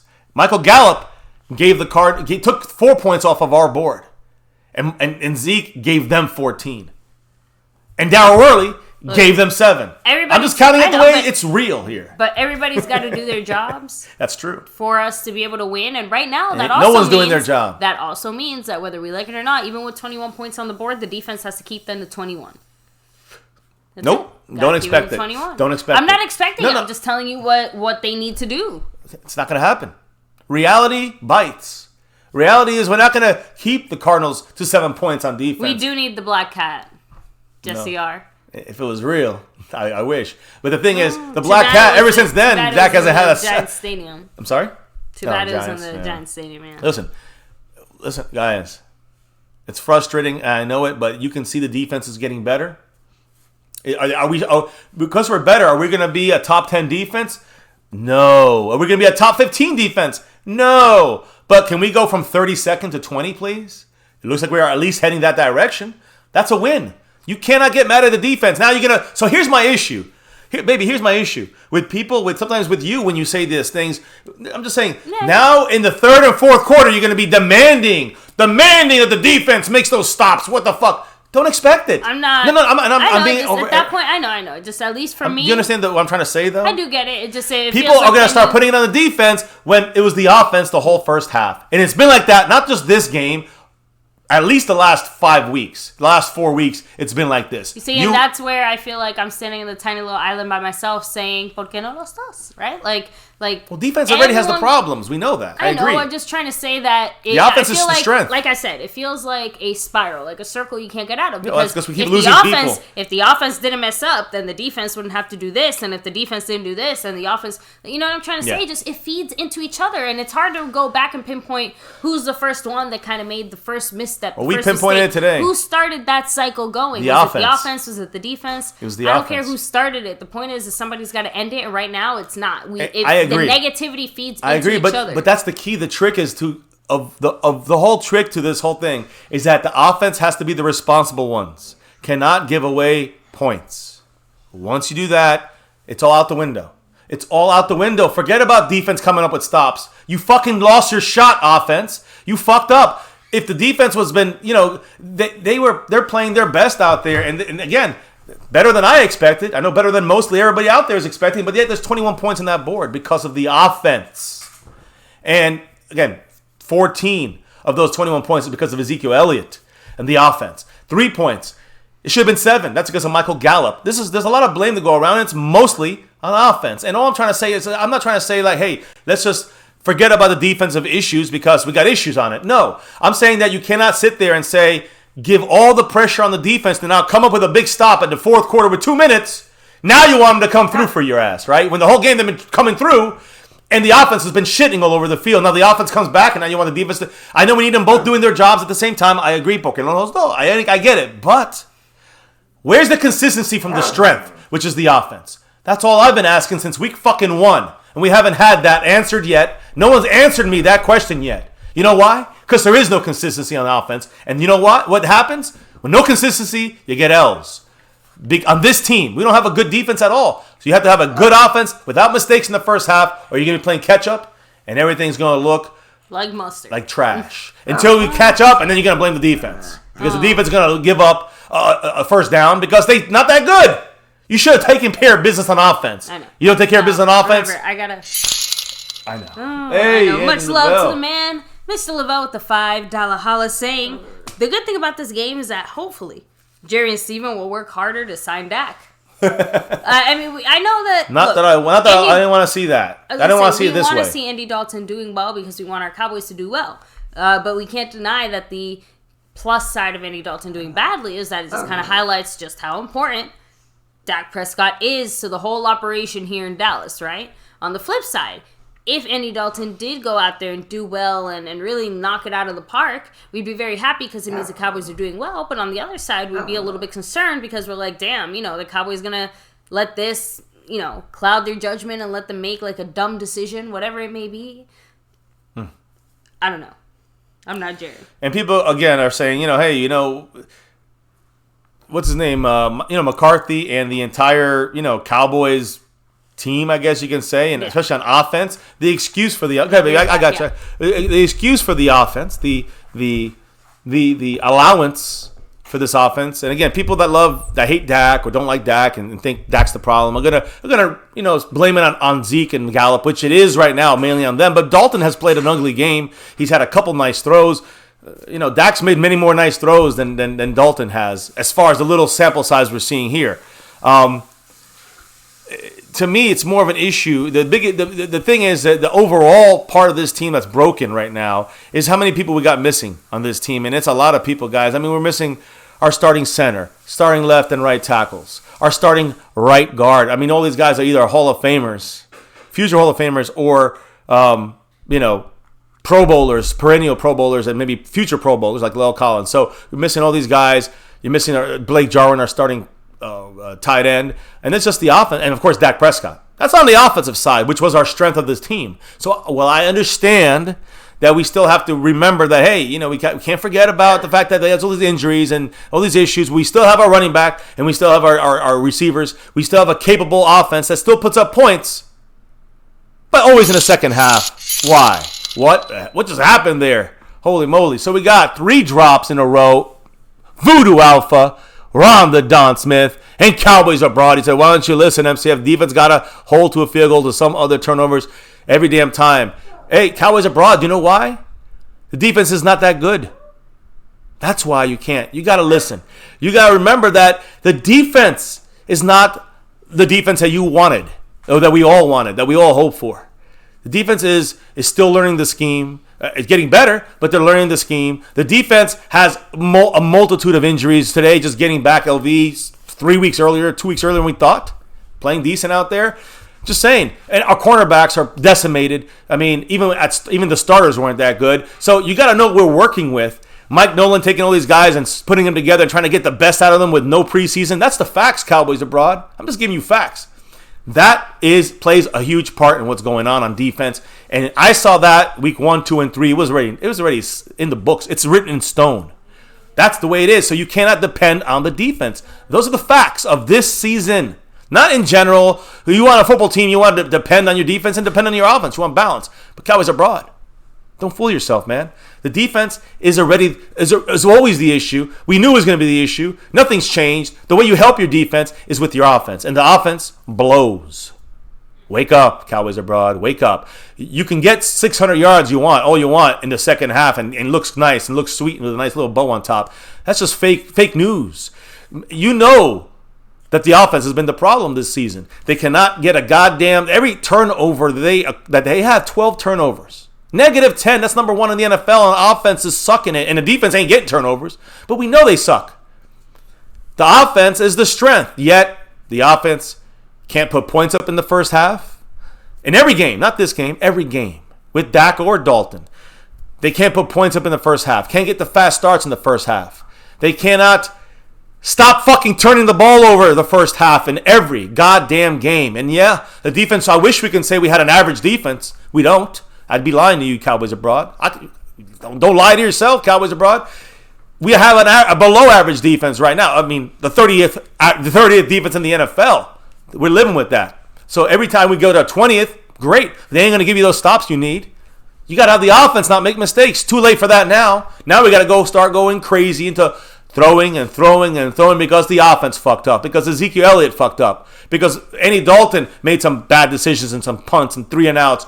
Because in the past, Dak made some mistakes. And Dalton Schultz fumbled.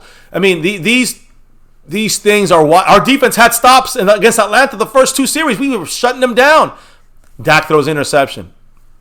Zeke fumbles twice. Dalton Schultz fumbles. Cleveland Browns, we're doing great. 14-7. Next time Dak throws the ball, we're down 28-14 because of the offensive fumbles. Wake up, guys. This team we have this season had to rely on the offense to carry the defense. That's the facts. Defense, we wish they'd do better. After 3 weeks, we saw they're not going to do better. The offense has more of a burden. The offense has done worse in the first half. Disaster. That's disgusting. Yep. It's kicking off now. So we're getting ready, guys. We do get the ball second half. I always say, let's wait and see. Let's wait for watch the onside kick bullshit happen. You never know with these fuckers. But I'm watching. I'm keeping tabs here. Let me fix the quarter so I can make sure that's good. Much love, the Cowboys Abroad. I gotta read the other shout out. Right now I'm doing this home by myself and the wife is busy, so I'm trying to watch the game and fix everything. Let me read the other comments. Voodoo Alpha said, we got O-line depth for the next 4 years. Michael Gallup, MG13 needs to catch. And he's been doing some unbelievable catches. I mean, gotta love him, right? He's done some great catches this year. He just cost us 4 points. That's what happened now. He cost us 4 points. So you're 100% right. Voodoo Alpha with the drop there. Put you on there. And then I got Ron the Don Smith in the house with the drop, the $5 holla, the 5 on it. Ron the Don said, quote, all I can say is we better turn this game around and win this game. And MCF, you guys are awesome. I'm proud to be part of the family. Proud to have you part of the family, Ron, the Don Smith. Appreciate you, brother. I really wish for all of us watching we could have had a better showing. It's a run to Zeke up the gut, gets about 3 yards, squirts out, tries to get up like he's going to run, but can't. All right, let me get this quarter thing switched, guys. You got to roll with me here, guys. And let me see here. We got, what they're saying is what I was going to kind of say. What you guys are saying. I went through the offensive players we've lost. You know about the defensive players we either lost before the season started, or we lost week 1, 2, and 3. That we're just starting to get back now. We've lost so much on both sides of the ball, guys. With COVID on top of it, and the new installation of offense and defense, this is what you get. This is what you get. We're just lucky to be 2 and 3, to be honest. Wide open, Amari Cooper, big catch, 30-yard gain to the 45 of the Cardinals. Touchdown, Cowboys. There you go. And why do I always, that's what I want to see. Why don't I see this in the first quarter? Why don't we see this in the second quarter? You know what I mean? Like, we don't see any of this shit, and the pocket's breaking down, and Dalton's still standing. So we can't say, well, they're blocking better. That's the fucking bullshit excuses people keep giving for the offense. You're seeing the offense. It's about the play calls. It's about execution there. Dalton Schultz shit the bed there, the not block, and then cost CeeDee Lamb a 3-yard loss on a receiver screen. A few minutes all right. between. Yeah, keep the chat up. And I should have hit that chat. I wanted to hit that chat up, guys. One of the rough things about these Monday night games is obviously the real life stuff. Life is still around, yeah. You can't really adjust for it the same way on the weekends, at least for us. So, how many we got on the board there? 58 points. We got an Alden Smith up there. Much love to Channel 84. So, guys, 2nd and 12 here for our Dallas Cowboys. I think Cowboys Abroad makes a little jump there, by the way. I have to check on that, but we got ourselves a 2nd and 12. Quick pass to CD across the middle in the slot. Was that the first reception? Buda Baker, yeah. Second one. He just had one and lost 3 yards, unfortunately. Oh, yeah. Great. So that's his first positive catch of the day. All right. Progress. 3rd and 6 here now. Sorry, let me just... I know, it's okay. So I'm cold even with my sweater. I know, it's okay. Yeah. All right, guys. So Tripp's right. All right, Andy Dalton changed the play. He's doing something. He's doing this. Well, that's back good, to this because again. we got single cover. Look, there's two high safeties right now, but one's coming up, the other one's not. He's good. He's saying Dalton Schultz, you're good on your side. Oh, Dalton stands up, goes to the one interception. CeeDee Lamb was knocked down, but they didn't call a flag. Said, oh no. And so again, people are gonna say it's not Dalton's fault. It's CeeDee Lamb's fault for falling. Listen, the offense cannot make mistakes. Another turnover by the offense. Andy Dalton. There you go, guys. You guys, those Dak haters out there. Pass interference. Those Dak haters, you got yourself an Andy Dalton. You turned the ball over. I mean, he was tackled. Drake Kirkpatrick literally fucking tackled him.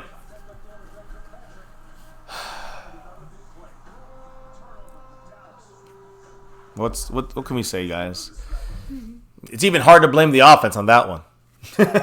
It's even hard. I mean, the offense is responsible, but it's even hard to blame the offense on that one. LA Lake Show. I'm not coming back for the rest of this game.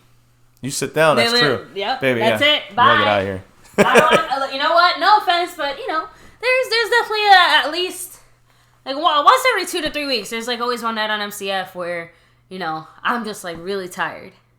And I want to break. And I want to sleep. And I'm like, but you know what? No, we'll push through and we'll do it and stuff like that. Today is one of those days where even you can't complain. You're going to boot me off the stream. You're going to force me off even if I want to be here. Well, I hope you want to be. I do want to be. You know what I'm trying to say? Zack Martin is not on the field, guys. The concussion. So it's unlikely he's going to come back in this game. Connor McGovern. Let's just hope that he's okay for whatever the future brings us. Yeah. At this point, just bench everybody. Like my main point is that sometimes I'm just tired and I want to nap, but like that's the only thing that would ever keep me from here. And even then, it's usually I'm here for 2 hours and then just like leave a little early, right? Like no, today I am. We're now negative 11 in point, and now we're negative 11 in turnover differential. We have now 13 turnovers in not even 6 weeks, and this is the offense fucking up. Yeah. And we can't. And again, this is. And we give up 73 points. If they score another touchdown, it'll be 80 points. This is definitely one of those moments where it would be nice to have those challenge flags when it comes to these PIs and things like that. But at the same time, Zack Martin ruled out. We saw them pretty abused when they were there, so I can't really blame them for not wanting them. Zack Martin ruled out for the game. Just letting you guys know. McGovern hasn't played a fucking snap in the NFL. Is playing tonight. The rest of this one. I mean, so far he's doing okay, right? I mean, I guess. Yeah. Okay, right? Who knows? Yeah, I mean, yeah. Whatever. Well, guys, that was the season. COVID crazy. I'll say, let me get back to the. Yeah. This is funny, but yeah, let me get back to the kitchen and just make sure. I guess. So let me look. I'm looking at chat because I gotta get. Nothing else to talk about when it comes to this game. How did they not see that PI? I mean, you heard me curse. You heard me say, "Oh no," right? Yeah. You heard me.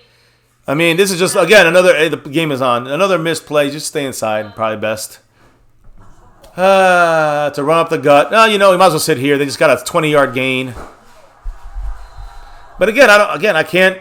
Am I surprised the defense can't tackle? No, they've done this the whole season. Defense sucks. Oh my God. Just so obvious. Pass interference. There's Tank trying to get the ball. There he goes. Knocks the ball out of bounds. Anthony Brown makes it. Hey, listen. I love the effort from the defense, even if he can't fucking stop them. I admire what they've done so far. The defense has bounced back in a big way.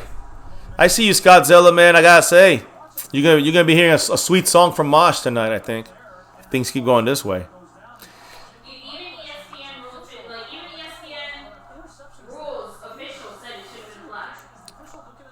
Yep, I know. I'm hearing it. The NFL, the NFL, top of the guy of the food chain there of refereeing should have said they missed that one, and of course we missed that hole completely. Kenyon Drake, whatever his fucking name is, he got like a 20-yard run there. It's like the Cowboys team stopped playing because of the offensive fuck ups. Disgusting. Defense is not they don't know how to be accountable. So they're just a bunch of guys just trying their best. Kenyon Drake, sucking the whole year, hard cock. This game, 9 rushes, 61 yards, and a touchdown, averaging almost 7 yards per carry. We've only given up 7 points on defense. I'm still sticking to it. There you go, OVE breaking things, but can't make a tackle. 10-yard gain, first down for the Cardinals. LVE cannot make the tackle. Now, is that what's the reason for that? That's our one of our best defensive players. Is it rust? That's basic football, right? That's the kind of guy on defense needs to make the play. I mean, he blew up 81. He killed him. Forgot to make the tackle. Oh no! Don't tell me that. Oh, and then LV got hurt. Yep, LV just got hurt, guys. He's hurt, holding the shoulder. Looks like he broke the collarbone. You think it was too fast? Let's call it a night, guys. What do you guys want to talk about? Let's change the topic. First down, Cardinals. Chase Edmonds up the field, first down. What do you guys want to talk about tonight? Let's. I can't watch it. Yeah, they're working his shoulder. He's in bad. He looks. They're doing something to his neck. LV looks hurt. What's up, guys? DJ Cobbs, Chris Plumage. Oh, Chris, we never give up. We never give up. I'll be here to the end. You know that. But I'm willing to talk about other things because this is a train wreck that is no fun in watching a train wreck, especially when it's your train. Here we go. Run to Kenyon Drake. Xavier Woods misses that. Ooh, Joe Thomas, nice pop there. He knew how to tackle. He tackled better than LVE. Got to be real about that. Fuck the NFL and the refs, says Cat 52. Jose Mendoza, LV, does look hurt. Buddy Cheetah, 31, is just chewing the clock. Listen, the defense is not going to be able to stop them. I'm telling you this. We're lucky if we hold them to 3 points here. And if we somehow do, it's just, yay. We just got 4 points back from Gallup's drop. Here's some trickery. Cowboy team got faked the fuck out. Not Joe Thomas, but Joe Thomas can't make a tackle. Again, you see Jalen Smith being held by Chase Edmonds.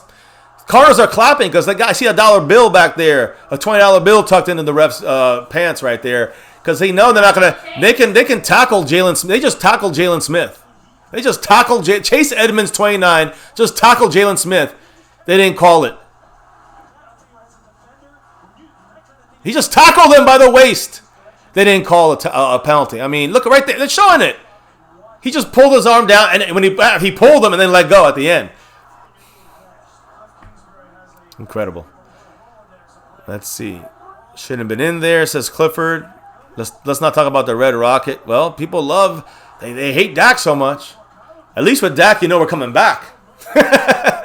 Hey, Dalton, we're going to be Dalton. Hey, Mike Z received the shirt. Much love, brother. Appreciate you. Send a picture if you want. We'll put it up. And if you want to put it on Twitter, we'll retweet it. Hey, listen, the star might have failed you once again, but we will not fail you here at MCF, my Cowboys family. We will always rep this star over everything, no matter how it is, good, bad, or ugly. And trust me when I say this is the ugliest season I've seen. Last year was the biggest disappointment. This year is the ugliest season I've seen for the Cowboys so far in my life. And I've been watching the Cowboys for 40-plus years. I'm still here on this screen rocking with you guys. It's something. It's something. Come on. Throws it up to the corner of the end zone. No, a flag on Jordan Lewis. Boy, they call that one real late on Jordan Lewis. It's first and goal on the 1 yard line. And I don't even know if it was a penalty. If it was, then they should call it. But I didn't see. I saw Jalen Smith get tackled by Chase Edmonds. And then I saw a flag come from the other side of the field, not the two referees standing right in front of the play. A flag, the ref that got paid through the flag. I don't know. But it's funny how they're really watching closely to see, make sure. Did he breathe on him? Flag. Did Chase Edmonds tackle Jalen Smith? No, we didn't see that on the block. Come on. He put his hands on his fucking hips when I dip, you dip, we dip. What the fuck was that? That's acting by Arnold. Fucking scumbag. Get your touchdown. I don't give a fuck. You're just getting the real guys. Why get upset? If the players aren't giving it their all and the referees are fucking us over and the coaches are why bother? Who cares? Touchdown. There it is. Touchdown, Kyler Murray. Easy money right there, guys. Let's be real. Touchdown, Cardinals. Baby, it don't matter if you're here or not. So hurry back and enjoy the fun. I can't sit here by myself and deal with this. I know, I get you, but nothing's gonna change the fact that I'm not gonna get that much upset, not that upset anymore. I guess people are gonna tune out.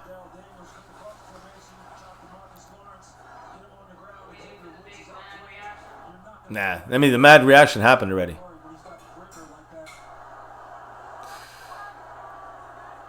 $27-3 with the extra point, the EP on the way.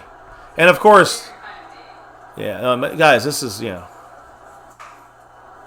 you go, 28-3, Cardinals. And, again, remember we left 4 points. Well, I'm not going to bother. Why bother anymore? Listen, can I ask the question one more time? How many points did they get off turnovers this game? How many points have the Cardinals in the back? 14, right? No, not 14. 21.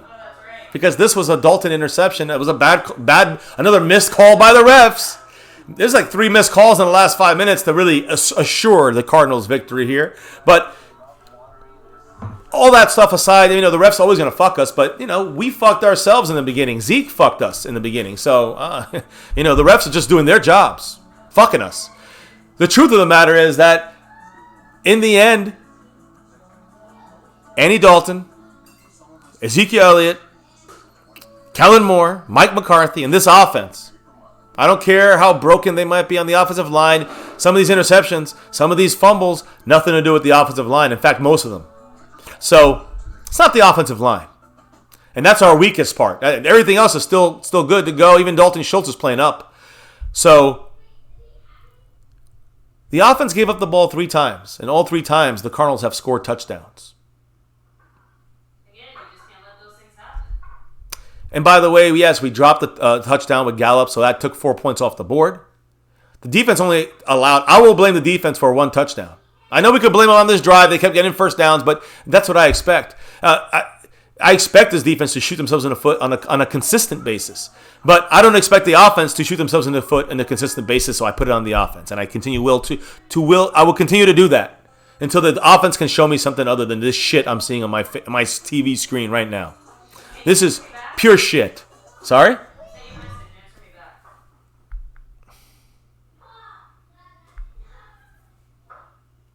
I can't do this here, baby. So, you want me to do this? No, I can't. What's?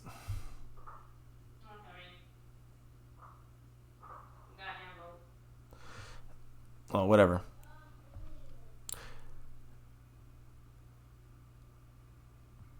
Anyways.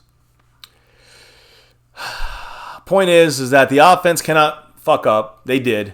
By fucking up, you give, that's it. You're giving your defense even a more difficult situation, as you see on your screen.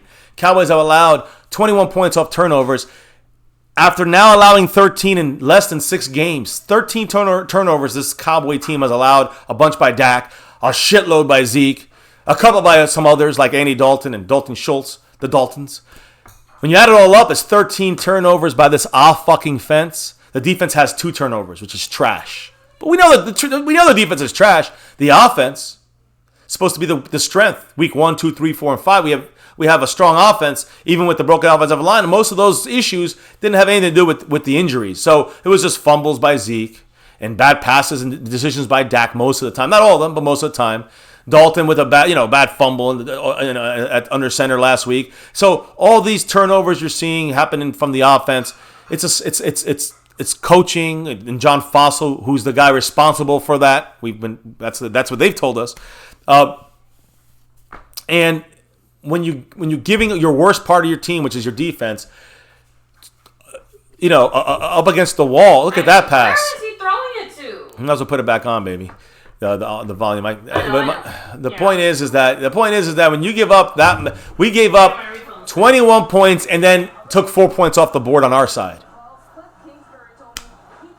I mean, shit, this game is 7-7 if you take away the turnovers and Michael Gallup makes the catch. It's 7-7, third quarter. I'll take it. Whatever. Anyways, guys, you see it. The offense got to do it. Defense cannot do it. So the offense got to do it, and we're down 28-3. We got Amari Cooper. Let's get those garbage yards now. Cowboys abroad said it. Let's get those garbage yards. I mean, Dak got them. People claim Dak got these garbage yards when we were down 19-20. Let's see if Dalton can do them. If he can't, then why even then I guess the Dak haters now they're begging for Dak Prescott. They're really begging for Dak. I mean, we've always wanted Dak, but that's not without question. We want Dalton to do well. Another pass to Cooper, and again, now he's starting to connect. I'm just showing you what with prevent defense. Cooper hurt? I hope not, but who knows at this point. With prevent defense for the Cardinals, which is what they're doing, prevent. Right now they're just going to let us drive down the field. So the key here now lies in the sense that hopefully we don't get any more injuries, which probably will get at least 2 or 3 more. He's there, but he looks a little bit like he's bent over. I thought he was that was a low on the ground. There's Pollard with that first down. Getting out of that first big hit from Devontae, what's his name? Campbell, 59, who's been playing a damn good game, I will say. My brother was right about him. I'm keeping that, guys. We have negative 11 in turnover differential, which is on the defense, and a lot on the offense for 13 turnovers. We've given up 81 points. 81 points now this year in less than 6 games because of offensive turnovers. There's Zeke. I'm sorry, that's Pollard. Tony Pollard dropping an easy catch right there. I mean, am I get anything right? And that's my thing. It's like to me. What was that penalty I missed? I don't know which one. I forgot. Jordan Lewis, wasn't it? Oh yeah, it was the defensive pass interference. Okay. So my point is, and you got other guys in there. When you have Zeke making these mistakes, Pollard comes in and then he drops the pass. Just can't. We have the carrot disease without Jason Garrett. We still got a lot of Garrett guys in there. We're gonna have to clean house after this season. Bye. Tyrone Crawford, Garrett guy, and a couple of other motherfuckers hiding in there. Bad snap by Badass there. Zeke almost dropped it, makes the catch with his nuts, and gets the first down. Again, he didn't catch it with his hands. His nutsack looped up and caught the ball there. Frank, I mean, even if McCarthy went 1-15, so to speak, I don't think that Jerry Jones would fire him. Yeah, I wouldn't fire him yet. But it wouldn't make him too happy to kick things off, obviously. Let's go. No one's happy. High snap by Badass, but Dalton... Oh! Damn, now we got an injured player in Cedric Wilson. After hitting a defenseless receiver. I guess no flags for hitting a defenseless receiver. I mean... You know if we did that... to get a flag? Baby, we got to pay the refs. That's it. Pay the refs. That's the only way.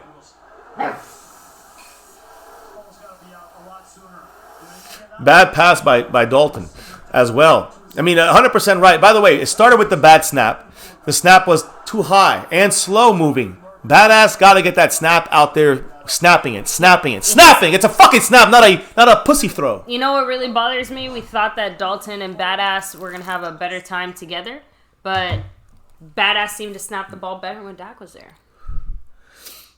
No, More consistently, at least. I don't think it has anything to do with Dalton. I think it has to do with Badass. He just got to get better. He got to get that ball out, snapping it fast. I'm not trying to... I didn't try to imply it was Dalton. I'm just trying to say that for whatever reason, Badass just is not playing good right now. Yeah, he's just off. I just think it's him. Sometimes the rookie things are going to pop their ugly heads. That's what I'm trying to say. Like, adjusting to the fact that it's not Dak there. Not in a bad way, just in a not Dak. But this is Dalton, and Dalton got the ball. He had adjusted about 3 or 4 times already with the bad snaps. And I say bad snaps, sometimes they are slow moving. You guys understand? But you can see those little things that he's doing to make up for those snaps. Right, but that's what the announcers just said, that Dalton, even with the low snap, even with the snap that's a little high, Dalton needs to get the ball out quicker. He has to get the ball out faster. He took too long to get the ball out, and then they endangered Cedric Wilson. And on top of that, threw it into basically double coverage. Dalton cannot make a bad decision like that at any point in the game, but we're down by fucking 25 points. So, let's get a touchdown, a 2-point conversion. And, hello. Hey! There you go. He heard it. Sorry. We gotta get the little minions in the household to get the pup out. We don't have both of them in today, so that's why they're not both on the screen together. When they're both in, they're both sitting right here. Yeah, and guys, even now, we're not tanking for anybody. No. Not tanking for anybody. I want this team to win. Even now. Even with all the issues, all the injuries, all the problems, I want victories. Yeah, Andy Dalton had basically just led Cedric Wilson directly into that hit. And unfortunately, again, we don't have Malik Turner. He's our 6th receiver. We're down to 4 receivers. Noah Brown is our last guy now. I guess will we see more of Tony Pollard? No, not just that, but who's our other tight end again? Blake Bell? He's not a receiving guy. McEwen? He's not a receiving guy. If anybody has to come in, it'll probably be Tony Pollard. Well, I think so. I'm trying to figure out, was it a knee thing, like a chest thing? You know what I mean? Maybe Cedric Wilson can just rest for a little bit. We'll see him in the 4th quarter type of thing. Here we go. Dalton going deep to Michael Gallup, 2nd and 10. Now it's 3rd and 10. Overshot his load. Andy Dalton's obviously, and I'm going to stress this to you all, as of this moment, maybe I'll be wrong at the end of this game or next week, but he's obviously not as good as Dak Prescott. He obviously doesn't have a connection with the receivers the way that Dak has connection with the receivers, the same guys here.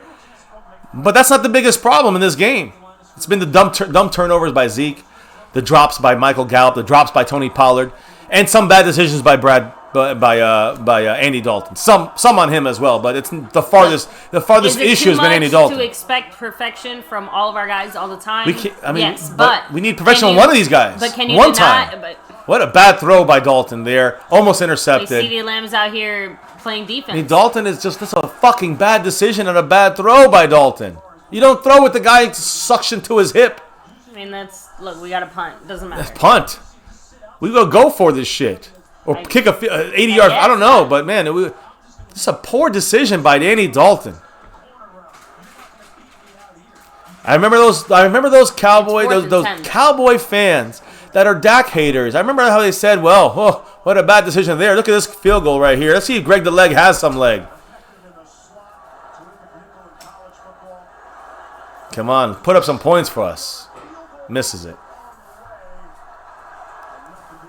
58 yards, though. Come on. Now the Cardinals have the ball at the middle of the field, and they're about to score again. Cap 52 might have been right. This is on the offense once again. This is Jason Garrett. You can't blame Jason Garrett for this. I'm making jokes. I know. But people don't take that as a joke. They say, oh, yeah, Jason Garrett. Guys, this situation right now going on with the Cowboys, It does feel like we're cursed, but Jimmy Johnson. Hey, it's Jimmy Johnson's. Jimmy Johnson. Curse. Hey, he didn't even put the curse on. It's just when you do someone bad, that's what happens. You did it bad at Tom Landry. Ran out there, said, "Now we're chasing points. We might as well have gone for it on 4th." Listen, the thing is this: we just gave would this count to you? And again, I'm not putting this on Andy Dalton only, or even on Zeke at this point. I'm saying now at this point, would you put this on McCarthy? And especially Kellen Moore. I mean, why not go for if you're going to end up thinking of even kicking a field goal, then why not go for the for the 5-yard pass, the 8-yard pass? Why go for the 20-yard pass 3 times in a row? I don't understand that. And it wasn't anybody wasn't open. It wasn't like anybody was fucking open. Dalton made some bad decisions there. 3 in a row. It cost us big time. We did not play complimentary football. I would say that. Guys, that's an accurate statement. Let me get another accurate. That's a good point, but let me get an accurate statement. Through the paint. I mean, I know. I'm trying to just. An accurate statement is this defense. I've been saying this the whole year, and now you're gonna hear people talking about it because I've been saying it. But I'm already seeing people talk about it that are like out in the media world. Guys, this defense has 4 or 5, 6 if we're lucky, 4, 5, or 6 at most stops. Stop thinking we're gonna get 12 stops in a game. Fuck, you guys are delusional. The problem is when you're wasting 3 of those 6 stops in the first quarter. In the first 3 rounds, the first mistakes as well. The first 3 times the Cardinals had the ball, they had 0 points. Then we gave up the ball 3 times, and they scored twice in a row on offensive errors. So it baffles me that if you want your defense, who's going to have 4 or 5 or 6 stops in a game, and then you want them to have 10 or 12 stops, you're on drugs. You're delusional because our defense is not doomsday, nothing. We're like that dumb fucking Hot Boys name and that dumbass fucking Purge squad. And that's what we're looking like. We're looking like I'm going to purge every time I watch the defensive squad on that field. But that's what we expected. We understand this. Now we fucked up again with offense, missing a special teams, but it's on the offense. It's on McCarthy. It's on Kellen Moore and McCarthy. The decision on that one to go on these plays, more on Andy Dalton as well. Now you're backing up your defense. How far back again? Where are you putting your defense at again? The back's against the fucking wall. The Cardinals got to go 10 yards for a field goal, 15 yards for a field goal. They go 20, 30 yards. I mean, now the defense is going to be depressed. And they're moving quick. They don't care. They're going to kill us because they can kill us. This is like high school. First down. Oh, he's short. Look at him. Came up short of the first down because he slid a yard short. Interesting he didn't get to go for that first, but... You know what he did do? Keep his ass alive. Yep. Baby, I know that, but even running out of bounds, he could have had it first probably. Point is, that's something we heard from my brother talking about that earlier this week. I'm sorry, guys, but under 5 minutes in the third, it's third and 1. Might as well. You know why the Cowboys won't put in DiNucci? All levels. They have to because, again, if DiNucci has even anything to offer, they don't want to waste it by having him go out there and get beat up and hurt now. You get what I'm trying to say? Like, I guess. I mean, when else are you going to put him out there? Does not make a difference. 3rd and 1. It's a run up the gut, first down. I mean, does anybody expect anything different? Every single Cowboy eyeball is on Kyler Murray. Every time they snap the ball, it's like this. And will he keep it or will he pull it in? Will he give it? You know, it's always one of those things. It's like in that half second and either yard, it's easy first down. What's shout up? Out to Siri Cupid. The great Siri Cupid, our sponsor of the week. That's right. With the $20 holla saying, I'm convinced Kellen Moore is not a good play caller. I think that's one of the main average. That's one of the main problems, and he's not. One of the main disappointments. Oof, bad pass there by Kyler Murray. I'm surprised about that one. One of the main disappointments, because like we said, we know that's one of the things that attracted McCarthy to the Cowboys and drew his attention to us anyway. We supposedly thought or knew that he was a big reason why the offense even had any creativity before, but it looks like that was all. That was it. We tapped out. That was the creativity. You understand? Either that or he's just too Garretted up. Like he has that Garrett mindset. The Lenahan training, you know what I'm saying? Like that could be possible. That could be very possible. Look, whatever it is, maybe it's just not. It is. There's a tackle by LVE. He's back in the game. I know, but maybe it's also, I know it sounds silly, but maybe it is a bad fit with like Kellen Moore's schematics and Mike McCarthy's and that's team vision. And Mike McCarthy thought it might have been a good fit, but in reality, here's the thing: McCarthy's always been the signal caller. McCarthy's always been the guy that's installs the offense. He calls the plays. The first year is not happening. Do you think now, like J Farm D said, do you think it could be Jerry Jones pushing for that? That's why the change hasn't been made yet. I mean, McCarthy usually takes the fucking play call now. Late blitz. There's Anthony Brown. I don't know. There's a sack. Touch him. Here you go, Anthony Brown. You get yourself a fucking sack. Add it to your list of things you did. Sack. Here, exactly. That's what he did. Kyler Murray just said, "I'm going down. Bye bye." He's smart, not taking hits. You know why he doesn't take hits? Because he doesn't have to. He's so skittish, you never really control him. Look, he literally hit under his player. He hit underneath his player like this. But the thing is that and guess what happened? The defense got a stop after being put on the 50-yard line. Go defense. That's 4 stops. Solid stops by the defense. Special teams error there, but that's all right. But why does every punter look like the best, like a Pro Bowler compared to Chris Jones? Although again, that's twice now that this guy's had punts bounce back. You know what I mean? Like the opposite way of the opposite direction of where they would want it to bounce, right? But instead of in the end zone, it goes towards us, like in our favor. Yeah, but the smart thing is it always stays inside that 20. Ours goes right into the fucking 20. That's because the special teams players go out there and make sure it stays inside the 20. Yeah, it's also the punting. I know. At least no matter what, we're in first place today, guys. No matter what happens, remember that. And again, guys, appreciate everybody here. Hit the like, subscribe, hit the bell, all that good stuff. Appreciate everyone. We're back with the ball. 2:41. Can we score 4 touchdowns in 17 minutes and 41 seconds? Dalton getting hit, racked around. He's horrible on the run. He's horrible when he's pressured, and it shows right there. Throws the ball away. I'm looking at other things going on in the NFL out there, like Miles Sanders from the Eagles, running back for them. He's going to miss Thursday night's game. Zach Ertz expected to be out 3 to 4 weeks with his ankle injury. Don't know who's going to be starting. I don't know if Dallas Goedert is coming back. I really don't care. I'm just letting you guys know what's going on. David Njoku, tight end from the Browns, now coming back, I think, after being on IR. He said he wanted to get traded before the November 3rd deadline. Former first-round pick, only played in 3 games. That's 5 receptions, 63 yards, and a touchdown. But I heard later on he denied those claims. Who knows? When there's smoke, there's fire. He probably wants to be traded. We're not doing it. I'm just letting you guys give some updates on some names that we've talked about in the past. Andy Dalton doesn't know what he's doing back there. He's scared shitless. Throws the ball out into almost an interception. Should have been a pick by number 33. There's a flag. Maybe, hopefully, it's pass interference on the Cardinals. Probably be a holding. Oh, another player. If you want to talk about receivers, since we just got Cedric Wilson and his bell rung, it's on them. But Antonio Brown could be back in the NFL soon, guys. His suspension is holding defense. Patrick Peterson, number 21. So Antonio Brown looks like he's going to be eligible to be back in the NFL. Not that we're going to get him, but I'm just throwing out some of the doings out here in the NFL. Just while we have a chance to talk something a little bit, I guess you'd say, just kind of plain. More positive? Not even positive, just static. Neutral? Yeah, just stay right there because I can't really talk about our Cowboys right now because everything that's coming out of my mouth is going to be fucking horrible. Zeke running up the field, running over a couple guys, but let's run Zeke. We're down 28-3. You know what I mean? We're not going to run Zeke that much. Face the facts of life. Facts of life. The facts of life. People don't want to accept the reason why we have to not run the whole second half because we're fucking down 28-3, looking like shit. Offense can't get a first down and they keep turning the ball over. Dylan said our O-line is giving Dalton no time.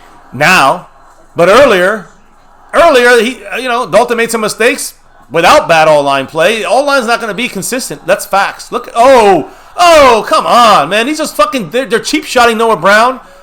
No flags go out. Drake Kirkpatrick just over there. They're humiliating us.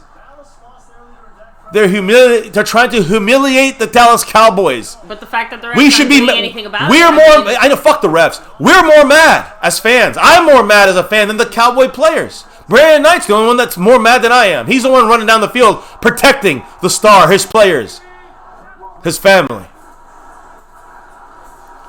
Dalton dumps it down for the first to CeeDee Lamb. Gets popped. Up and he goes again. He's good to go. Made the first down. That's all we needed. Frustrating. Giving Zeke the rock is not a punishment.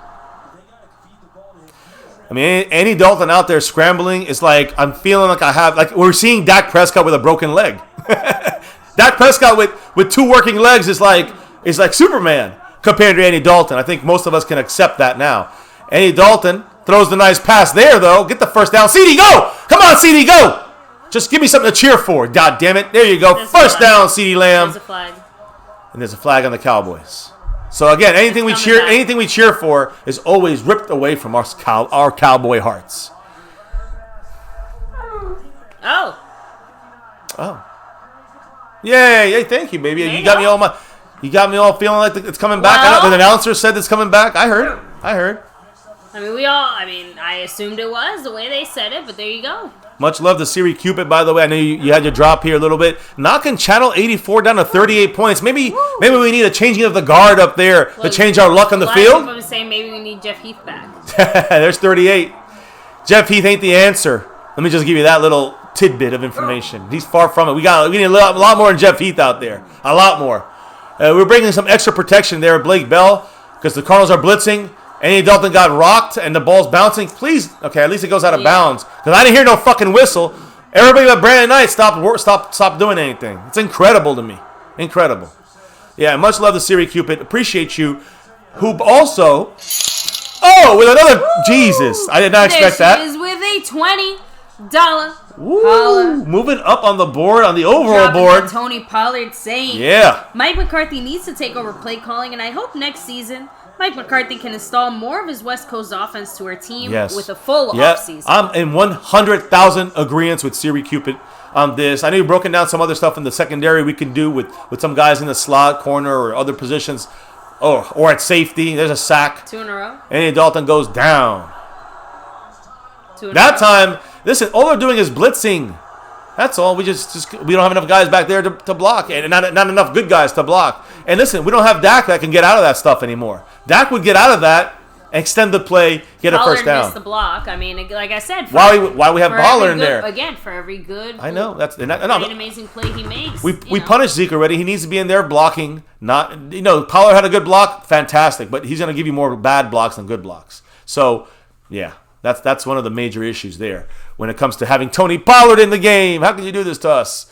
On a pass, I know sometimes it's going to work and sometimes it'll work out. But I think that if you want to secure as we're driving down the field and secure points, touchdown, you got to move the goddamn ball down the field, and that means you're going to have to actually throw the ball. You're going to have to actually give Andy Dalton protection. A novel concept with Zeke. At least he can block 100%, much more consistent than Tony Pollard. Anyway, Siri Cupid, again, I'm trying to say this, down to 18 points at Channel 84. And Channel 84 still in the lead, though, in the overall leaderboard. Channel 84 has got that inside track for that sponsor of the week. I know Siri's trying to go back-to-back sponsor of the week. In second place, but still a little bit back. On Channel 84 out of nowhere, taking over Stream Boss, over the takeover. But Siri's slowly trying to get that back. 18 points for Channel 84 on that leader, on the Stream Boss, and I don't know how many points above. I know he's still got a lot. He's still like triple digits in front of you still, Siri. But the leaderboard is right there for the Stream Boss. So we'll see what happens on that. But either way, appreciate you. We you have some great knowledge about this, about our Cowboys. Again, talking about some of the defensive stuff you talked about the last couple of weeks. Talking about the offense, you're seeing the same thing we're seeing here when it comes to the play calling, the poor play calling. This was happening with Dak. That's what I'm trying to say. This happened with Dak, even when the offensive line was blocking. This happened with Dalton when they're blocking. We're still seeing confusion, mistakes. When we're down by 20 points with Dak Prescott, you're coming back. With Andy Dalton, you're looking like Aaron Rodgers right there. And the Green Bay Packers, yesterday against the Buccaneers when they could not come back. And look, Jerry Jones here is obviously infuriated in this press box. And he looks very red. Yeah, I mean, as he should be.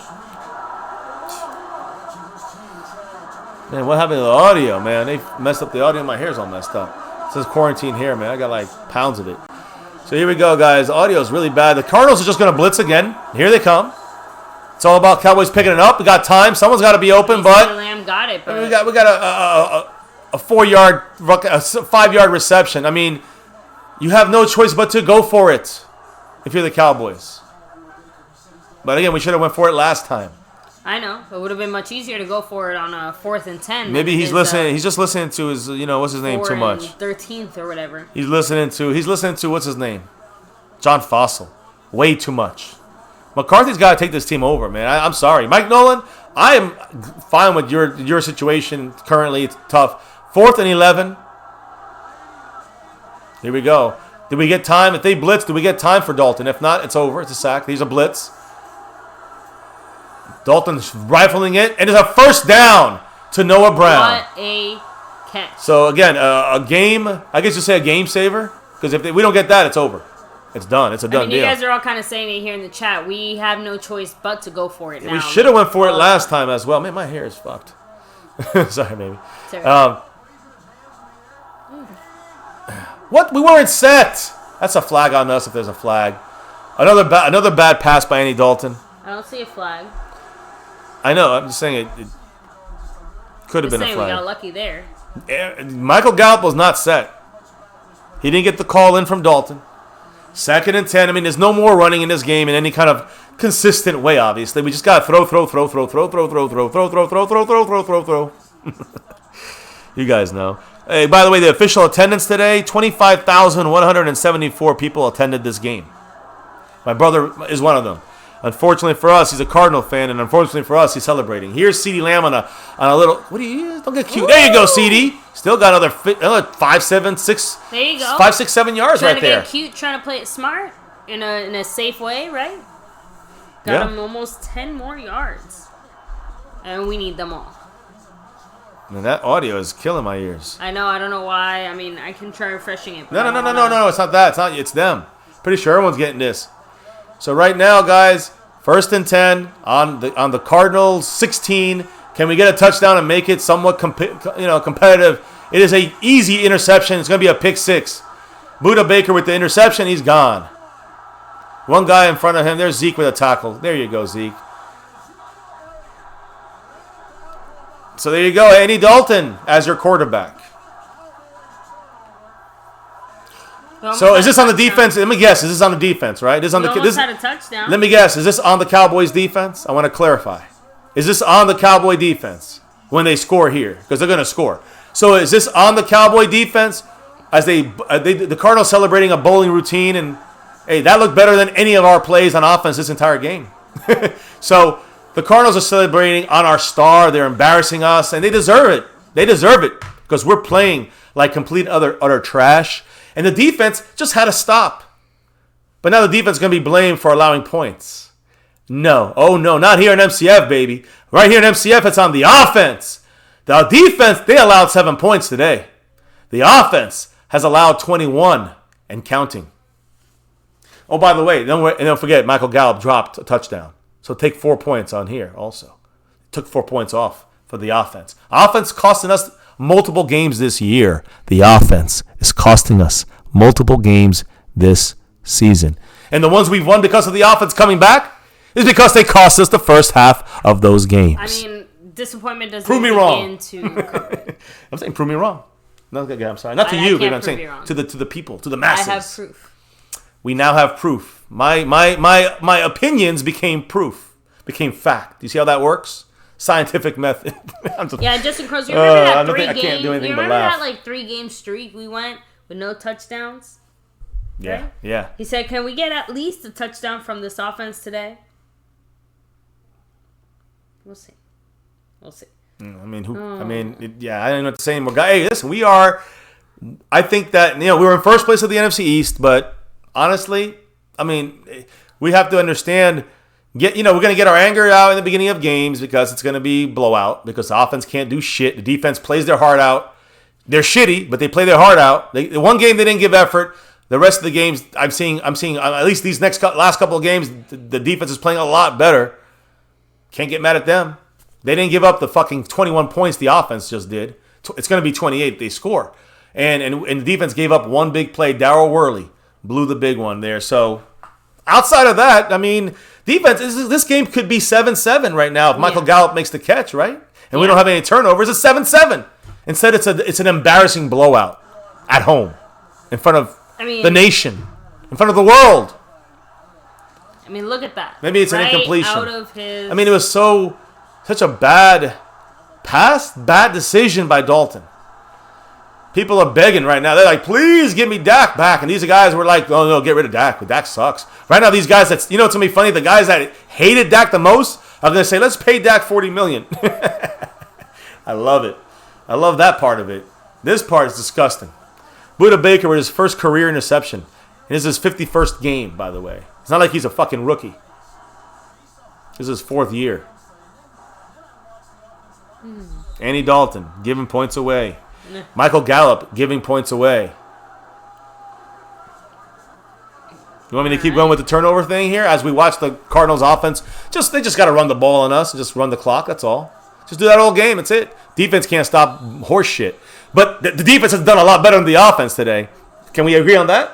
Yeah. I mean, the defense is the team. Special teams sucked asshole today. Offense sucked worse asshole. But the defense, well, they sucked a little bit. To the fourth quarter, by the way. Yeah, I'll change it. I know. Thank you, guys. Thank you. Cowboys are now minus 12 in the turnover margin, which is on the offense and the defense. But the offense just can't stop giving the ball away. We are literally at negative. We have 14 turnovers.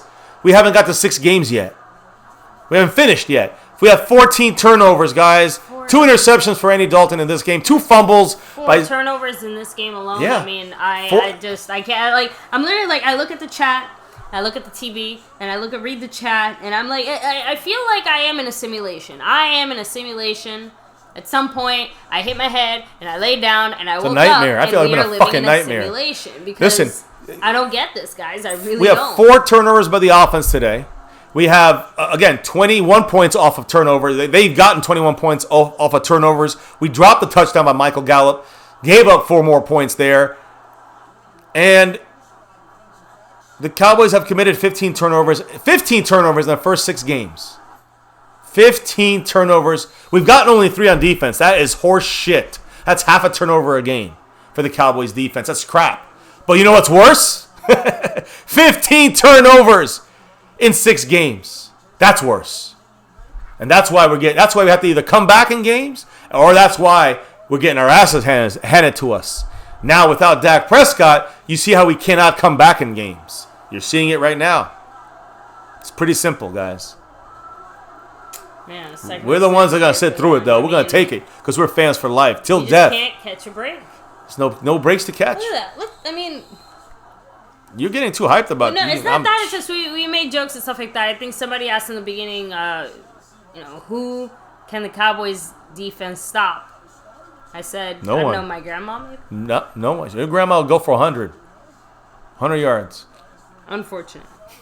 So, yeah, yo, what's up? I wish I could not care. It would make things a lot easier, but, yeah, caring is there. Did anybody play well tonight? Brandon Knight played well.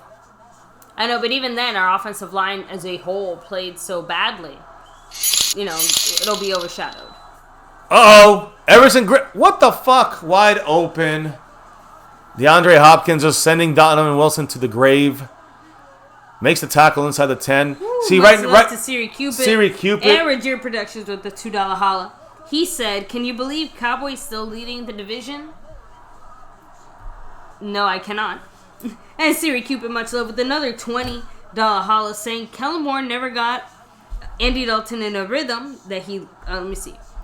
Kellen Moore never got Andy Dalton in a rhythm the whole night. Good play callers would have known to do that. Correct. I agree. Once again, Siri Cupid dropping knowledge.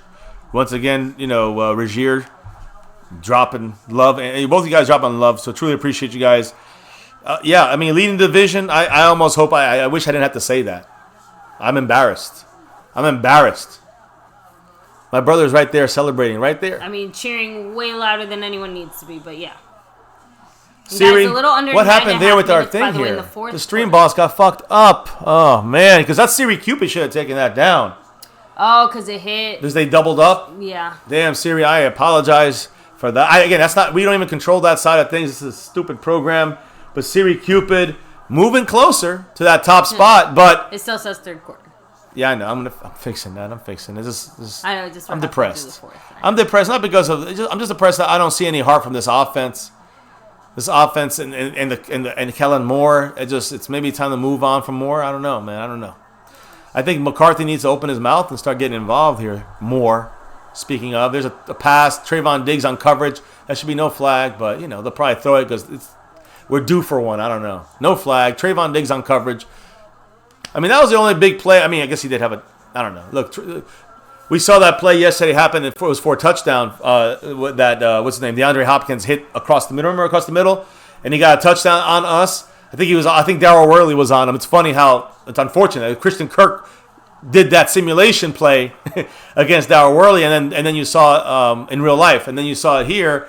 Similar play happened there with DeAndre Hopkins coming across the middle, and that's how he scored. He scored in the game. What's going on? Timeout? He's out of the box. They're calling a play here. 3rd and 7. He's going to the back, and that's out of bounds. So it's 4th down. The defense with another stop, by the way. Can I say that? Am I allowed to say the defense is playing lights out? I mean, for our defense, where would you say they're playing? Not for a Super Bowl defense. For our defense, how would you say our defense is playing, guys? 1 to 10. 10 being like the best, obviously. Like overall as a unit? And 1 as the worst. And I'm talking about our defense the way we've played the last 5 weeks compared to this game. These defense has allowed 10. This is the 10th point they'll be allowing right now for the defense. This defense is playing fan-fucking-tastic. Tell me I'm wrong. Prove me wrong. You can't because I'm right. There you go. They got 3 points there, fuckers. So, 31. This is depressing. Right, but again, it's 10-7 in my mind. Doesn't make it any easier. Like, I know we suck. I know our defense sucks. I know the team sucks. I know COVID sucks. I know everything sucks, okay? But it doesn't make it any easier to watch our Cowboys actively sucking in real time. I know. Like watching a train wreck. It's extremely depressing. That you know you can't stop. I just want to see a good drive go. Let's get one good drive, and we're going to lose 31 to 10. At least let's get one good drive, and then and then that's that. And then go onside kick. I don't know. Fucking give some pride to yourself. I don't ever stop trying. If that's me. I don't care if we lose by 100, but you don't fucking stop trying. You go onside kick. You go 2-point conversions. You pull whatever the fuck out you got to pull to get yourself to where you need to get to, just to give yourself some pride. That's it. It's about the star over everything at this point. Hey, listen, these are the toughest times as Cowboy fans. Win, lose, or draw, good, bad, or ugly, guys. We say it every time. We ain't fucking around. This has been the worst season we ever had was last year, in my opinion. This is the most. I can't even put it in words. What's happening this season? The injuries and the new coaching staff and the turnover and just everything. It's just a pile of shit this year. It's the most. I don't know. Again, exactly. If you thought it was bad, take that, roll it into another pile of shit, cover it with butane, light it on fire, and even then, burning you still have time. That was only like July of 2020. I saw this funny meme saying that basically like it broke down like every month of COVID basically, and it was like, oh, I've lived through like 4 decades, and it was like, this now hits. And I can say the same thing, guys. I mean, we have allowed 80, so that's still. And I'm sorry, wait, did I just say the defense gave up 3 points there? I was wrong. My fault. That's 3 points because of the turnover from Manny Dalton. They ran back all the way into Cardinal territory. Remember that? Remember when all that happened? Yeah. That was another. They were going to get 3 points no matter what. The defense held them. The defense is the best part of our team right now. Can you believe that? When the defense is the strongest part of your team, and we're talking about the Dallas Cowboy defense, we should be losing 31-3. Oh wait. Famous last words, right? Unbasic said this season is 10 times worse than last year. I mean, the growing pains, everything else that we've had, the disappointment. Well, I think the disappointment last year was worse because I think that with all the other pieces together, we expected a little bit more. Got it. All right, hold on. But I think that our expectations were higher this year. Well, not because we thought Mike McCarthy was going to come in here and like kick ass and take names. And Michael Braft, thank you for much love. Welcome to the family here. Part of the family here at MCF, My Cowboys Family. We're here, man. With much love, I appreciate you.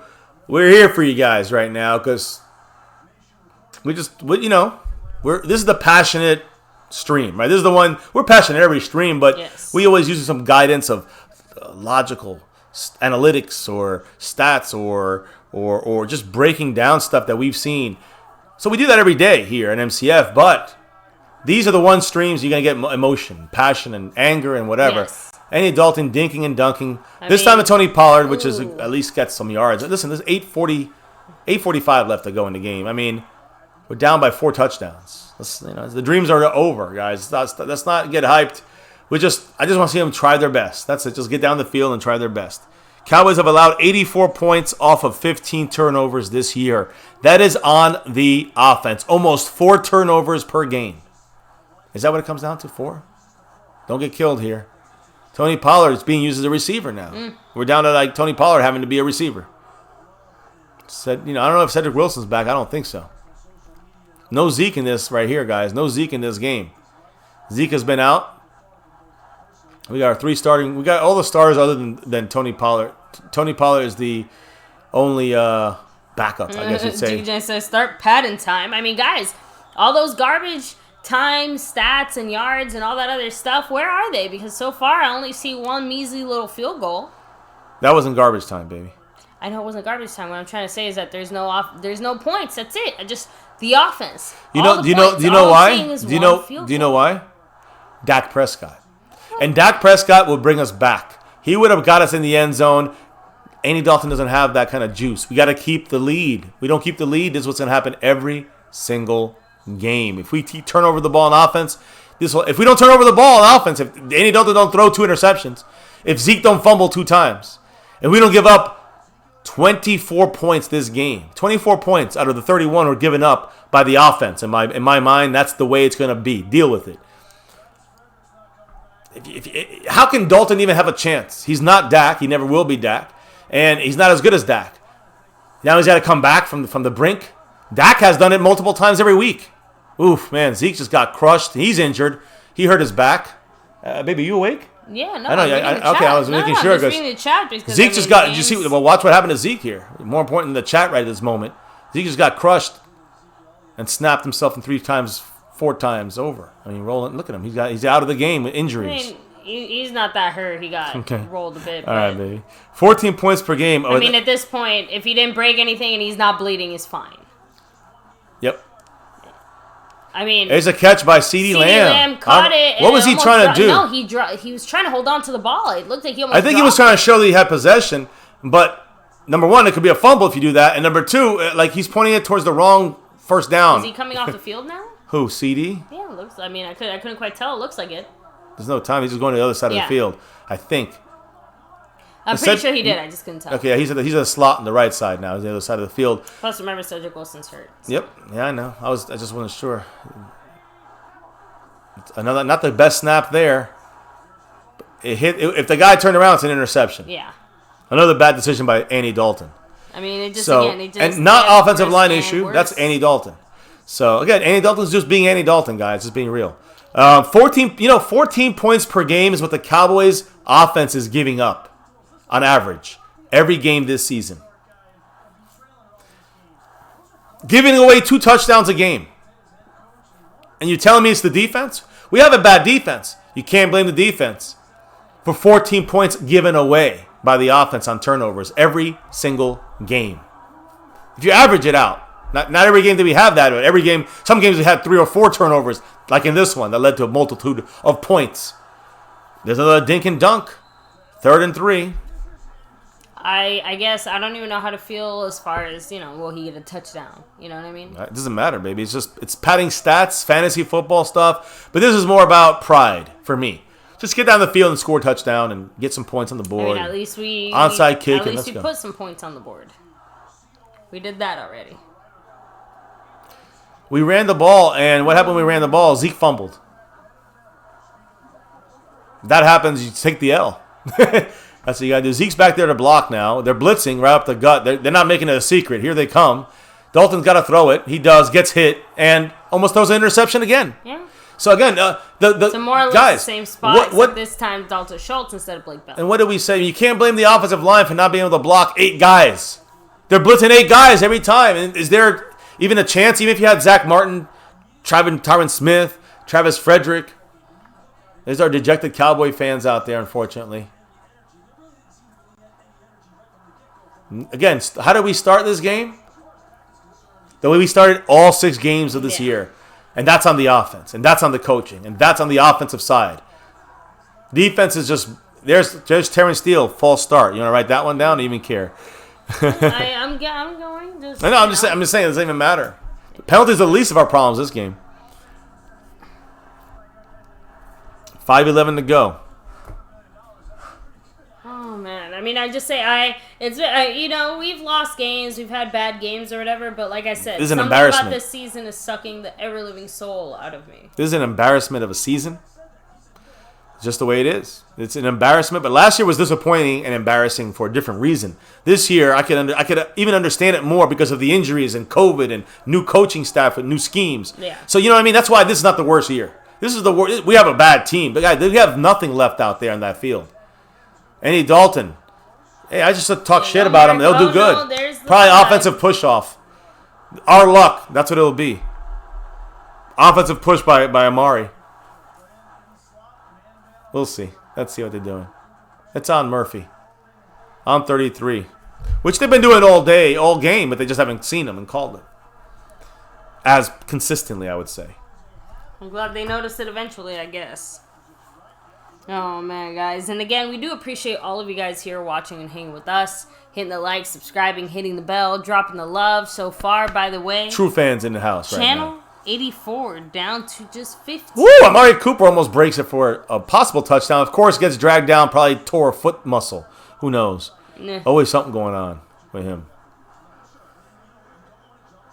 So, I've accepted the expectation at this point in this, this point. Here we go. Dalton throwing, almost fumbled. Got a face mask there. No call. He got his head grabbed. They didn't call a penalty. There it is. There's the penalty. He got first, right? Oh, there it is. I mean, he got his head almost ripped off his fucking shoulders.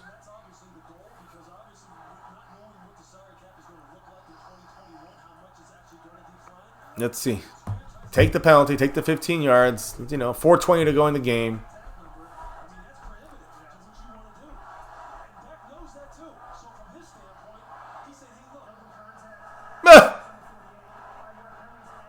So it wasn't even a face mask? Illegal contact was the call on the Cardinals? Wow. I just saw Andy Dalton's head rip off and they didn't call it. Well, remember, those rules anymore about keeping players safe in the NFL only apply, if they to can non-Cowboys. use against us. Depressing. Aggravating. Here's Andy Dalton trying to look. Runs out the pocket. He can throw it still. He's going to run for a 1-yard gain. He just snapped his leg. Did he snap? Did he? If Dalton's hurt, then we got DiNucci. No, okay, he's up. Oh, my goodness. Let me see. 2nd and 8. I mean, no, just reading the chat. Sorry, guys. It just, I have to admit, the joy and the life, the spirit has been sucked out of me a bit today. There's also a night game. You're tired, so. No, this is different though. Oh my God! That's what I'm trying to say. This is what I'm trying to say. Andy Dalton with a horrible pass. Goes beyond even Andy Dalton. Like just everyone. There's a breakdown we've been reading all week. Now there's everyone is messed up so bad this game. You know what I'm trying to say? Like that's why I'm trying to say like this is like everything has been sucked out of me because not Ezekiel Elliott, not Tony Pollard, not Amari Cooper, Gallup, or CeeDee Lamb, or Andy Dalton, or the. By the way, where's Tank? I know. That's the question we've been asking every week but one. Like why we have so many other problems. We can't even sit here and ask where's Tank, right? We got other problems. He's been missing the whole year. So the defense is playing great compared to the season. I know. I feel like the wet blanket here because I'm just like reading the chat and feeling very, very like please just let this end. We came in and pat our stats. Never felt like this before watching football. I have. I felt like this. Well, you're old. Going to the end zone. There's no flag there? I mean, there you go. Why not? Have some, now pad your stats. Get a touchdown here. Just trying to help us get a touchdown before the end of the game, right? Yes.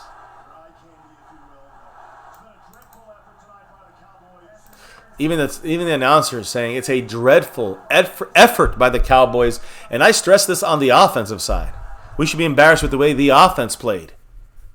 Because the offensive line didn't do great at all. The Cardinals blitzed us a lot. I mean, they did the smart thing. Put pressure on Dalton. The offensive play calling sucked. The offensive mindset sucked. Ezekiel Elliott sucked. Andy Dalton sucked. The whole offense in general, along with Kellen Moore, sucked. The defense played well. The defense allowed 7 points. Unfortunately, the offense allowed 24 and then added 4 more on top of that when Michael Gallup dropped an easy touchdown. So we gave up 28 points with the combination, with the offense. We gave up 24 points and then 4 more with the drop of Gallup. 28 points. We're winning the game. We're tied 3-3 right now. I mean, whatever. Or we're down, if you get the Gallup points back, we're 7-7 still. Here going for the win with 3 minutes to go, right? Yeah, well, everybody's just excited. We just want to get a touchdown. Let's get it. Gallup. Can't even get that. Another flag. I mean, why not? The Cardinals have been fucking pulling and pushing us every single fucking play. Every single game, every single play, there's a flag they miss. Why not push us? They haven't called it most of the game, so... And now it's too late for any kind of real difference-making stuff to happen, so it's over. Doesn't matter. We just run the ball to Zeke, pad his stats, give him a rushing touchdown. I don't know. Give it to Tony Pollard. Give him a rushing touchdown. Zeke don't fucking deserve it. First and goal on the 1. Zeke is a receiver. Of course we know. Everyone and their mother knows he's coming back in. I mean, you're not fooling anyone, Kellen fucking Moore. Dalton rolling right, throwing it to Cooper in the corner. Cooper can't even catch it. Cooper can't even time it right. Aside from the bad pass. You hear this?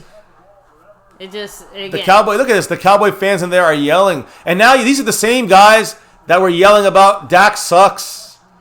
At least with Dak, we're winning 34-31. At least with Dak, even with his dumbass mistakes sometimes, it's 31-28 and we're coming for the win.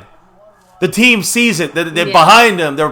Andy Dalton's not a leader of men. He's a quarterback. It's not just exactly. He can do the very bare basics. Again, of it, but another flag, please. No. Why are we throwing twice from the goal line? I mean, why don't we run the fucking ball up the middle? How to run. I mean, it makes no sense. Every play is just throw it out, throw it out, throw it out. This is Kellen Moore. This is Kellen Moore right now, guys. And you see Cowboy Nation. I mean, we know we're not going to win this game, but all the fans want, the ones repping that star, the navy blue, the silver, and the star over everything. All we want to see is some effort. We got Cowboy fans crying in the fucking stadium right now. Is this what you want to do here? This is what it's about? Maybe they're feeling like you're feeling. This is a complete and total utter embarrassment. In fact, the Cardinal fans, my brother is in that stadium right now. God, he's probably celebrating. Listen, he's right there behind 21 in that corner. I wish they'd pan back. You'd see him stand up, cheering, yelling, and the Cardinals are feeding off of the Cardinal players. Cowboys, by the way. I know. The Cardinal players are feeding off of, except for the drunk Cowboy players, the Cowboy fans that are out there that don't know football. They're out there, They're out there dancing and getting drunk like motherfuckers. Hey, shout out to the man, Regier Productions with the $2 Hollis saying, bench Dalton, damn it. It's pissing me off. I know. People wanted to bench Dak when he did a bad play. One bad play for Dak. You hear all the Dak haters. Bench him! One pass, not even one pass that's like overthrown by an inch. Oh, Dak, bench him. And now, we've seen disaster. A disaster out there. Now those guys are going to say, oh, it's our offensive line because we love Zack Martin and, Zeke fumbled and it's all his fault. It's not Dalton. Are you fucking retarded? It is Dalton's fault as well as Zeke and the coordinator. And in the end, Mike McCarthy. MM. Another pass. Another corner slot pass there. There we go. Touchdown. Finally a touchdown. Another $2 holla by Regier to this guy Productions. For much love to Regier Productions with the $2 holla saying, trade for a quarterback, please. It's a must need. Well, not if we do what we're expecting to do. We're keeping Dak. But yeah. Keeping Dak. Guys, if anything, this makes it clear that you need Dak Prescott for the $40 million, baby. Time to pay up those haters of Dak Prescott. Now they're like, pay Dak 38, pay him 40, please. I beg you. I can hear them. I can hear them from a distance. You can hear them. We can all hear them. And that's all I wanted. I just wanted something for the Cowboys there, Well, we're in double digits. Oh. Man. I mean, I know I just saw this whole game. I know how we got here, like logistically, right? But right now we could have easily had 14 points, which is crap from this offense. Trash. Easily had 14 points. Do you guys know how much the offense gave up? Because we have 14 with the 4 that dropped from Gallup, but we gave up 24. So take away 24 from 31. We're right now, we should be winning 14-7. Instead, it's a fucking blowout against the Arizona Cardinals, who really haven't played that great. They had one really great, and it really could have been dropped. That Christian Kirk touchdown, I mean, that was a fingertip. I mean, unbelievable. Darryl Worley was burned to a crisp, but it was a great play. He really, even that one I can't even put on the defense to some extent. I mean, it's the defense. It's the defense's fault for Worley. He sucks. He's our 4th string corner, 5th string corner. So he got burned, but it was an amazing offensive play. Outside of that amazing offensive play, they've had 20, 30, 40-yard drives because of the offense. Because of the offense giving the ball up. Because of the offense, turnovers by Zeke, by Dalton. 4 turnovers. And most of them, I think 3 out of the 4 ended up on our own territory, defense backs to the wall. Yeah. And the defense held them to a field goal 1 of the 4 times. He goes, well, I'll never stop being a fan. I'm genuinely flabbergasted.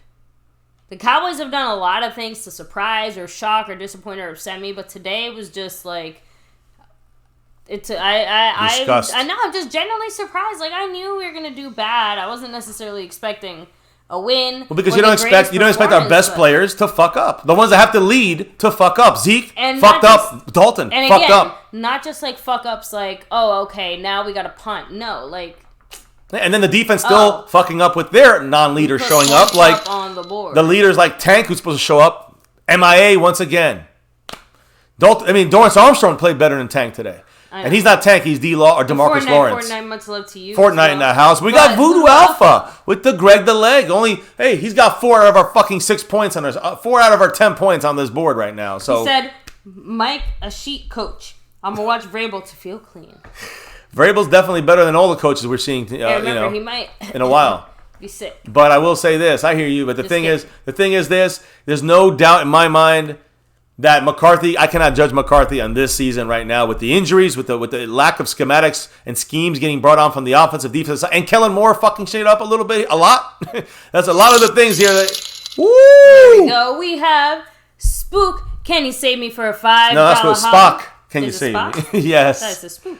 No, it's Spock. Can you save me with a $5 holla? But we have a $50 holla by Siri Cupid in the house, taking over. The Stream Boss.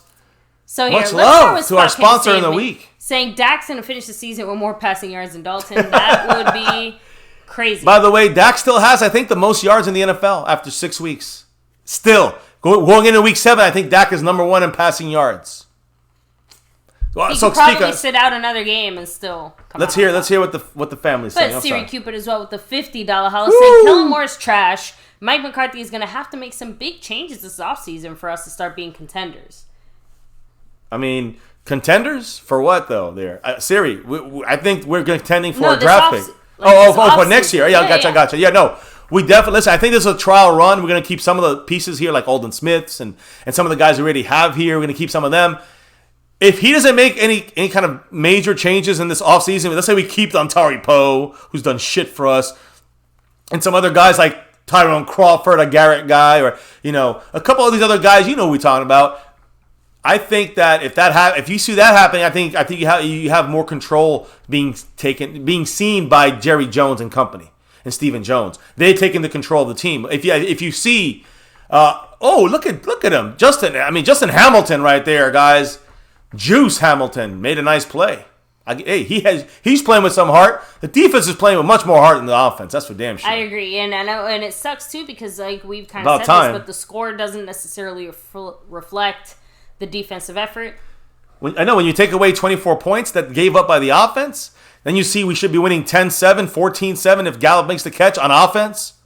I have no real big issues with the defense in this game, and if you do, let me know. Other than There's no Tank showing up. Where's Tank and his leadership, right? I need to see him. I mean, I saw LVE involved. He's playing out there with a fucking broken collarbone. Jalen Smith played pretty damn good. Dorrance Armstrong playing damn good. But no DeMarcus Lawrence. So, but I'm just saying, like, Joe Thomas is in there. No more LVE, though, for a little bit. We're seeing more Joe Thomas the rest of this game. I think you just want to keep LVE healthy. I'm hoping that's what it is. Jalen Smith with the tackle, knocking him out of bounds. Every day. I know. I mean, it's a simple way of running the clock with the 2-minute warning. I'm going to update the board here. But it looks like Siri, I'm going to do the calculations here. Yeah, Siri is still a little behind, but Siri definitely got that stream boss, though. Let me make sure of this. Yeah. Oof. Yeah, you're still like 100, like 150 back, man. I'm gonna be honest. So Siri, unless Siri drops a 151 proof, 151 proof. If you drop 151, you become sponsor of the week. I'm assuming for Siri Cupid back to back. If not, well, Channel 84 takes keeps that. Not keeps it, but holds on for it here at the finish line of this week's unfortunate ending to the game for the Cowboys, and will take sponsor of the week starting tomorrow. So that's the situation on that front. I just wanted to update everybody on that. I'll put a couple of the names on there. Maybe hit the chat a little bit since we do have our hearts sucked out, but not really for me. I'm fine. I mean, I kind of expected this. But you're used to it though. I've been through 1-15 and 3-13 and 5 and listen. I've been through all that shit, but this has still been one of the weirdest, most disturbing season I've ever been a part of. Last year was the most embarrassing, the most disappointing season was last year. This year will not beat that because I didn't know what to expect. Remember, the one thing we always said was cautiously optimistic. Yes, that's all. We never said we're gonna do it or we're not gonna do it. We said cautiously optimistic. When you throw in these injuries, we thought COVID would be more directly responsible, but indirectly COVID has hurt with injuries, without the offseason, without the conditioning stuff. We lost, La'el Collins was lost because of conditioning for the most part. So, you're seeing all these other things happening from this COVID offseason. You're seeing a new coach with new coaches and a new coaching scheme, bringing in some new players. Some of them that didn't even get to play in week one. The first two pickups were Joe McCoy and Clinton-Dix. McCoy injured, Dix cut. So, wait, what? So, yeah. So, you're seeing that these guys are, at least McCarthy got some guys in and didn't mind cutting Clinton-Dix if he wasn't meeting up to snuff. But can he really be worse than some of our guys out there, especially the first couple of weeks? Learning this new scheme from Mike Nolan?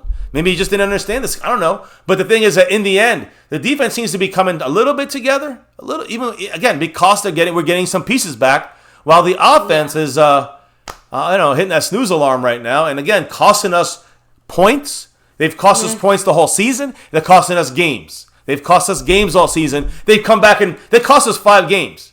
6 games now. The offense has cost us 6 games this year. Let's say at least 5 games they've cost us. But they've won out of those 5 games.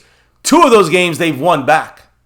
You understand? After costing us. So now with the 2-minute warning, the Arizona Cardinals take the field again. Let me hit up some of your comments here.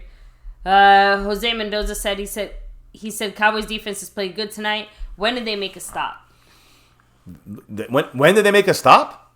Holy shit. They made 5-6 stops. Well, now they just let a touchdown go. I mean, maybe I shouldn't have said that. Baby, you're the good luck charm. I didn't say that. He said that. I know. I was just reading it. He probably saw the touchdown and knew it. That's a touchdown for the Cardinals. He said it a few minutes ago. I actually scrolled back on the chat. Okay. Listen, the defense outside of that last one has made stops. Now, when I say turnovers, you guys understand what I mean? When the offense gives up the ball and now the defense has to play on their own 20 now and defend it, that's not on the defense. So yeah, the defense couldn't put stops up, but the defense sucks. SUCKS with an exclamation point. The defense sucks. Sucks with the capital sucks. And we knew this already. You understand? They give up this drive. That's not a big deal to me. It's not a big deal to me. It's a big deal to me that the offense gave up 24 points. The defense gave up 14 now. I guess it all bothers me. Like I said, I'm used to the defense being shitty. I'm too new to this. Yeah. Well, no, it all bothers me. But my point is that the defense is the one that we know is going to give. If you tell me the defense is going to give up 14 points, I'm going to say we're going to win this game.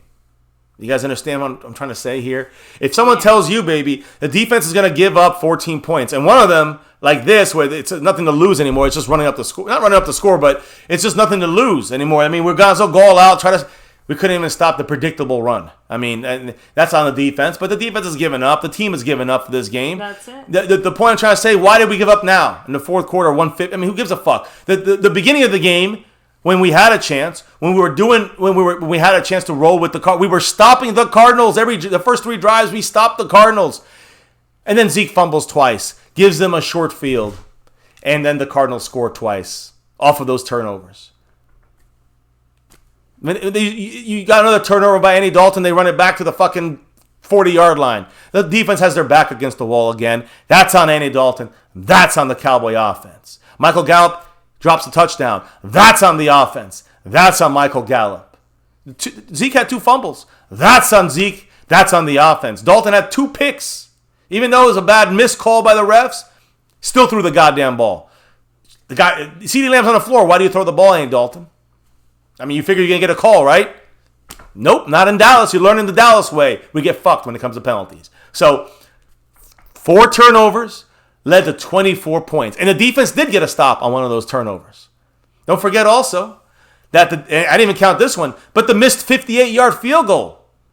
That put our defense back against the wall 5 fucking times. Our defense was against the wall, and we stopped them.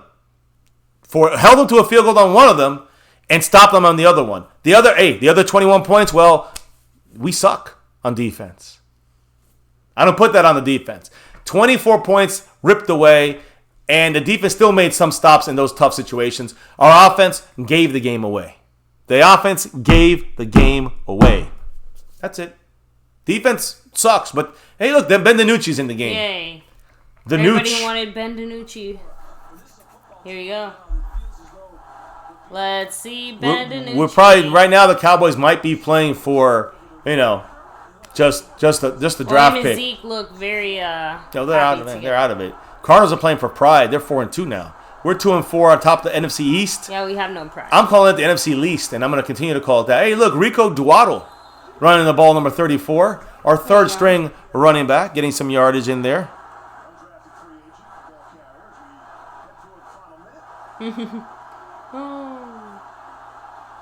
Man. Yeah, baby, you got the floor. I've been talking the whole time, and let's hear the chat. If there you got something, what are you guys saying? What are you guys chatting up in the chat? Well, Baby 13 said the defense gave up 438 yards. I don't give a fuck where they started from.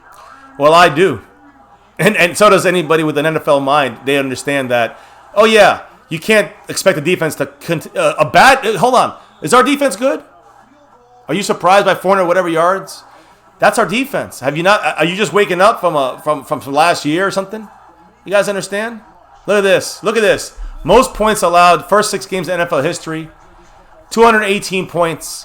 And again, it's going to fall on defense because the offense turned over the ball and gave them the ball on the 20-yard line 3-4 times. Yep. But we're the 4th worst in the NFL history in the first 6 weeks of a football season, giving up 38 points. And this one, another 38-point give up there. But again, 14 falls on the defense. Yeah. I don't care what you're telling me about the yardage. Yards don't come. That didn't give them points. The yardage didn't give them points. They ended up punting when they got some yardage because they started out farther back. You got to help the defense out. So, Oh, man. I'm sorry. He said it's all on Mike McCarthy. He's the head coach. And again, in the end, it comes down to that. Shit flows downwards. It goes up. Yeah, I guess so. Yeah, it goes downhill. But in this case, it's going downhill. But when you look at the top, Mike McCarthy is at the bottom of this hill. That's all. I guess, yeah, at the top of the hill is what I would say. I know you're saying it. Your way of using it. We're talking about who gets the crap, okay? Not who's actually mute in this. charge. I don't need to hear this. What I want to say is, I'm sorry, I put halftime. What a dummy. I got to put final. This is a big fucking F. Definitely missed Dak. For the grade. You think? Dak is, Dak is, again, I'm glad people are now going to wake up from the little Dak hates. And some people will still blame, the offensive line was the fault. Well, not really. Not really. When Zeke fumbles, it's not the offensive line. Make up another joke. Because you're wrong. So, again, the offense... Yo, what's up said, hey, can we lose on purpose next week, please? Haven't we been doing that? No, on purpose. Though. I know. Haven't we been doing that? It seems like we've been doing it on purpose. Cardinals obliterate us. With a drop from the much love truth. with a $5 holla saying, when does the preseason stop and the man. season start? Screw 2020. Yep. It's one of them years, man. It's just one of them years. What are you going to do? Truth bomb, dropping some truth right there in a bomb fashion. In a bomb drop. Yeah, man. Hey, I am 100% with you, 1,000,000% with you. This offense, you know, with the injuries now, even without the injuries, when we were still in better shape, still too many errors, still something going on with the coaching side of things. And even though Mike McCarthy is at the helm of this thing, he needs to be the one stepping in my opinion, taking over the play calling from Kellen fucking Moore, who's a moron, it seems like, when it comes to some of these play calls. Let McCarthy call his own fucking plays. And again, this is about McCarthy being the head coach, and that's why I put it on McCarthy. It's on Mike McCarthy to take over that. But it also falls to Mike McCarthy to take over the cleanup of this team. He's gonna have to manage the whole team himself, because the whole reason of getting Fossil and getting his role in there. Exactly. So he didn't have to spend as much time micromanaging and doing some of these things. But unfortunately, when these guys don't measure up, it means he has to go backwards and actually end up taking more time and more effort to clean up those types of John things. Fossil has been a colossal disappointment. In the worst way. Colossal. Like, he was supposed to be that guy. Holy shit. Siri Cupid right now. Trying to take over, I believe. I think I believe you do. Let me take with $100 holla saying it's looking like a top 5 pick for us. Please don't let it be so. I don't want a top 5 pick. I don't want another Ezekiel Elliott. I'm trying to put this up on here. I hear you. But we might have to. I don't think you got it. I know we don't really get like a choice in this. Okay, it's kind of more like, okay, we gotta just accept that we suck and keep playing, keep sucking, and keep playing. Keep playing and keep stinking. Oh man. But much love, Siri Cupid. Let me make sure I get the calculations right, because Channel 84 is, and we're here at the end, so I want to get it all right here. No. Give me a minute though, because I've been kind of rushing it, and now I hope I got it right. I mean, you gotta check the chat. Let's hear some of them. Trying to read it now. Wonderful comments. I can't wait to hear. Jabrani445 said, "Now that I've seen that this team has no desire to win, not even when their franchise QB just got injured, now I feel like Washington and Philly might kick our asses these next few weeks." Yeah, and that was my fear. That's my fear. Now I think that, hey, Washington, Philly, they just got motivation. We would have been a game and a half and 2 games up on these guys. We just gave them motivation to kick our ass sideways. I don't have great news for Siri Cupid. I just want to make sure I'm being real and fair here. I know I might have said it earlier. I think I might have got confused with the numbers, but the point is right now you are sitting exactly 50 back. A 51 drop would take the win for Siri Cupid this week. I just want to make sure that I get that right. And I don't know what I said before. Without that last 50, I didn't include that 50. I got to double check that, but I'm pretty sure if my calculations are right, you are still 50 back on first place, but not far at all. We are humbled. Even if you don't come in first, we are just humbled and thank you so much, Siri. Appreciative of everything, all you guys. Appreciate everybody. Yeah, with the love. Channel 84. I mean, and everybody in here. Terrence Cartwright, Voodoo Alpha, Regier Productions, Stephanie Willis. Jason Garrett even dropped by, dropped some love. Anthony Lavelle in the house. Michael Sachs Jr. dropping love in here. Stephanie Willis a bunch of times, like Voodoo as well. Ron the Don Smith, who's the Cash App leader right now. Keep that in mind. This is usually when we get our streams started up and working. I know. I was gonna say we're usually like just kicking things off right now. Siri Cupid, of course, was his multiple drops coming in right there, just a hair behind, 51 behind first place. Rajier with a bunch of drops at the end. Voodoo, Spot, Can You See Me? Truth Bomb. Everyone's dropping bombs. Appreciate you all. Truly could not do this without each and every one of you guys. And holy shit. Much love to I think this secures it. Siri Cupid. Wow. Trying to break us in a different way than the Cowboys have broken us so far, saying we will get better as the season goes on with the $100 holla once again. I mean, speechless. We better. This is a horrible here's my debut brother. by Andy Dalton. Holy shit! Is that my brother over there? Is that really him? He's back behind there. That's the podium area where they speak. I think where he'd be be right there. But Right now, I don't really care. Even my brother. This game has been so horrific. Siri Cupid, truly, we just might have it looks like we're going to have a back-to-back sponsor of the week. Siri That's Cupid right. got to take Thank you, it. Siri Cupid, appreciate you. And we had the mid-week takeover by Channel 84, but my goodness. Did Siri Cupid just do the takeover? The re-takeover? Well, actually, if you recall, it was actually the re-takeover to the takeover. Siri Cupid had the takeover. And then Channel 84 took over. Took it back. And Siri took it over. Took it back. My goodness. I'm looking to see my brothers there. I don't see them, but I see a lot of Cardinal fans, unfortunately, there.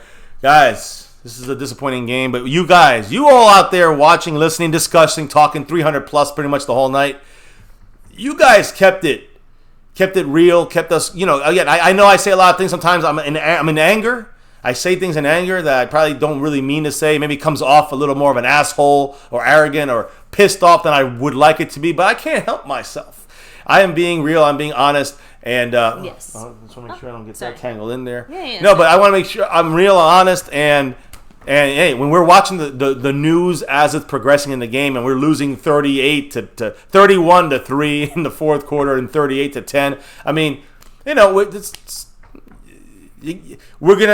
gonna feel a certain way and be hard in my comments, in my opinions, I should say. And I know you have your opinions, and I know the chat has their opinions. Cowboys are broad guys' opinions. I'll definitely have more opinions tomorrow. That's for damn sure. Because today my only opinion is like fuck. I still I don't know. Did that really happen? Am I just gonna go to sleep and wake up tomorrow and it'll all just have been a weird hazy dream? I mean, just look at this. It's 0-0 almost the end of the first quarter when Zeke fumbled right when we crossed the halfway, the midpoint. I mean, that's the one that looked like he pitched it backwards. Yeah, to the and other team. again, that was his third. He's gonna have a fourth this season. He had third as his career high, but off the turnover, we just kept allowing first downs. We stopped them on third down, got to a fourth down, and they got a touchdown. Arizona offense scored a touchdown on all of their 11 drives. Goal to goal this season. The Cowboy defense have allowed touchdown on all goal to goal drives this year. So every time there's been a goal line, a first down and goal, second and goal, third and goal, guess what happened? Shout out to Martin Showtime with the $2. Martin Showtime. Thank you, saying game. Yeah. Over. Yeah, I know. Trust me. Martin Showtime, thank you for the $2 drop there, the $2 holiday. Greg the Leg, as we call it, number 2. But as you can see, I'm watching the replays here and then walking it through again, and we're kind of seeing. I was actually about to stand up and shut it off. No, don't. I want. Listen, guys, from 2016, 2017, 2018, 2019, Zeke has 5 fumbles in his career. So far this year, how many does he have? This season, he has 4. Something's wrong. That's the offense. Something's wrong. Something's broken. And it's not just us in our heads, guys. Ezekiel Elliott. I mean, at this point, I'm waiting for another week or two where they're going to bring out stats like how even our receivers, even though they're some of the best in the league, like they're some of the worst. You know what I mean? Yeah. Like, I'm waiting for them to say, oh, Amari Cooper's useless. CeeDee Lamb sucks now. Michael Gallup traded. Like, I'm waiting for the That's gonna happen this week. That's gonna happen this week. No, I'm not saying this. I know, no. You're right. You're not gonna see it. You're gonna hear a lot of the fan base screaming You're gonna hear a lot this. of these things based off of this week's performance. And I mean, can you blame them at this point though? Look at the offense. The defense. Nothing's gonna save us on the defensive side. I mean, defense is trash. Trash. I know I've said it. I know you guys think that, I'm just talking shit about the offense because I don't want to blame the defense is the reason why the offense has to play better. And the offense plays like trash, well, then you're going to get blown out of games. And if you don't have Dak, you won't even have a chance to come back. You understand the difference here? That's the difference between having Dak and Andy Dalton. I said this before. You ain't coming back in games. And that's why I was very stringent upon the fact that we cannot give up the ball on the offensive side. And we did that over and over and over and over. Yeah, I said it 4 times because we gave up 4 turnovers. 2 from Zeke, 2 from Andy Dalton, and all 4 resulted in points for the Cardinals. 3 of them were for touchdowns, and 1 of them was for a 3-point field goal, 4 field goals. So you're looking at 24 points off of turnovers, 14 points from the defense giving up directly. So it's going to look ugly when you see the Cardinals scoring on the offensive side. When you look at the stats, guys. Well, let me look at the stats here. Give me a minute. Yeah, but Big Bruiser, what's up? Justin Quarles, much love, baby. I know it's No, we got a little time because I got to read a couple things here. It's just little G. Oh, well, yeah, I know. Yeah, go ahead and take care of that. I was going to say a couple things. I'll be back in like 5 minutes. I'm just saying, I just wasn't sure. I'll be back in 5 minutes. That's all. Just want to make sure we're on the same page. Yeah. I got you, baby. And we were wrapping this up shortly. Trust me, it sucked the life out of us, but we ain't wrapping it up yet.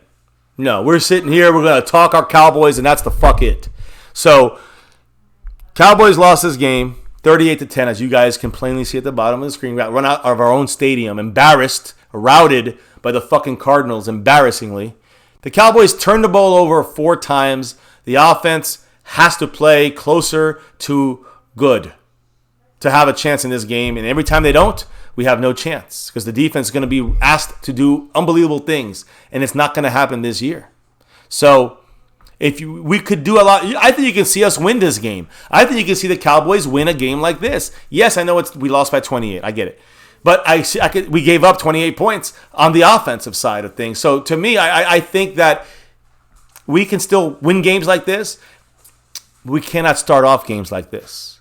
We cannot fumble Zeke cannot fumble 2 times back to back. Andy Dalton cannot throw an interception when we're about to score a touchdown. Michael Gallup cannot drop an easy touchdown. That's 4 points off of the board for us. You cannot do this on offense. And this is not, I'm not asking him to be perfect. We were far from perfect, but you got to erase these mistakes.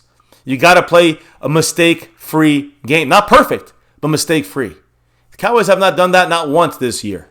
Not once on offense this season have we done that. And our weakness is the defense. It looks different. It looks like our weakness is our offense now. At this moment, our defense played better than our offense, even giving up 38 points. And that's not on, again, off of 4 turnovers, we gave up 24 points. Do the math, and you don't have to be a mathematician to figure that out. So the part on the defense, you got to blame them. On that last big run, that 70-yard run by Kenyon Drake, 261 rushing yards the defense gave up. Now, that's on the defense, right? Again, 70, it would have been under 200, but it's still too much. You can't give up that much yards rushing, but you got Kenyon Drake got rushing yards, Chase Edmonds got rushing yards, and their best runner, their quarterback, Kyler Murray, got a shitload of rushing yards all game long. And we knew that was going to be a tough sell to stop him. We knew that Kyler Murray was going to be a problem. So are you surprised about that? I'm not. I know it's the defense fucking up, but they gave up 14 points directly. That's great considering. That's great. That is unbelievable considering. Our offense gave them 24 and then helped us take 4 off the board on our side with Michael Gallup's drop. As D-Link with the $10 holla, the $10 drop. He said, can't wait to hear what the Dak haters have to say now. Zeke hold on to the damn ball. Dalton needs better pocket awareness. Truth across the board from you there, D-Link. He said, NFC least champs will be 6-10. Fire Nolan, rest LV until Thanksgiving. Well, I disagree with firing Nolan. I think Nolan has actually done pretty damn good because he's made adjustments. He's gotten better at putting guys and knowing his players, putting them in the right spots to get the most effectiveness out of them with a very broken defense. So Mike Nolan, I got to give him more credit than not. Still got a lot of negatives, but he's making adjustments. That's my opinion there. Now, when it comes to LVE and holding him out till November, till Thanksgiving, I mean, I want to know what happened to him tonight. He was banged up, came back in, and then left again. So Joe Thomas finished up the game. Is LV just resting, I hope? Or is he banged up? So that's another question we got to get answered here. Hopefully, if not tonight, for sure tomorrow, we'll definitely get to hear it. Because again, short turnaround. Tomorrow is the one day off, and Wednesday they're back at practice full time. They're banging again with injury reports and all. So quick turnaround week. Do not expect Sean Lee or Cheeto to be there for this game. We will have Randy Gregory back, at least available. If he's able to be athletically able to play, he'll be playing against the Washington football team on Sunday. So we're getting another defensive piece back. We got LV back this week. We'll see if he stays in there, D-Link. I'm with you. I would have held him out of this game. But the Cowboys, they seem desperate. Defense did play better. But when they took him out, they also got that 70-yard run. So either way, the game was over. Cowboys cannot give up the ball 4 times on offense. And even though the defense did their best and held them to, I think they held them to a field goal on one of those turnovers, and the other 3 were touchdowns. There was also a missed field goal of 58 yards that gave the ball in Cowboy field position. The Cowboy defense stopped them from getting a first down on that drive and made them punt. So defense did the best they could considering. That's it. I'm not putting this on the defense. This is the offense giving the game away once again. Giving the game away. And them's facts. Now, we got so many people in the chat here. I don't want to leave right now. I know we're kind of winding things down, and I definitely want to get more of your comments and thoughts, guys. Let me see here. 14 points per game is what the offense is giving up right now, guys. Think about that. 14 points per game. I mean, I'm looking at the next week. The Giants, I think, what is it? The Eagles and the Giants play each other. Come on, Giants, get the win. Who cares, really, honestly? And then the Washington football team, well, they play us. So this is now NFC East battle week here. Now we're officially NFC East or NFC Least battle week. We're a half game over the Eagles. And we're a game over the Giants and a game over the Washington football team. And if the Washington football team beats us next weekend on Sunday in Washington, guess what? Washington would now be better than us in tiebreaker. If the Eagles beat the Giants, well, the Eagles will be in first place. If the Giants beat the Eagles, well, we're going to have the Eagles in last place. If we lose to Washington, and the Giants, the Washington, and the Cowboys will all be tied for first at 2-5. That's what would happen if the Eagles lost to the Giants and we lost to the Washington team. I mean, I kind of almost hope it ends up going that way, just so we all suck really bad. I don't know what it is, but either way, listen, 3 wins if we beat Washington. I mean, 4 wins if we beat Philly. We knew this was the probability. 4-4 after 8 games would be leading the NFC East. And we'll have a better, more complete defense by that point. Hopefully, Andy Dalton and the offense, we make the moves and the coaching needs that have to be made. And that's all I'm going to say right there. You know, after that point, we got 8 more games, and they're going to be even tougher than the last 8. So, we're in for a rocky ride here, guys. A bumpy, rocky ride. When we give up on offense, the offense with Dak, with Tyron Smith, with Blake Jarwin week 1, whatever. I mean, with our full team, as full as we could have had it this entire year, every week, we have come down now to averaging at least giving up on the offense, giving up 14 points off turnovers on offense. Every game per average is what that's come out to now after 6 weeks. That is you cannot win. And if you had a good defense, you still shouldn't win. We have a fucking shit defense. You guys understand what I'm saying? You cannot do that on the offensive side. We cannot do that. We allowed 84 points off of turnovers from the offense this year. The Steelers, they've allowed 94 points from their defense in the entire fucking season.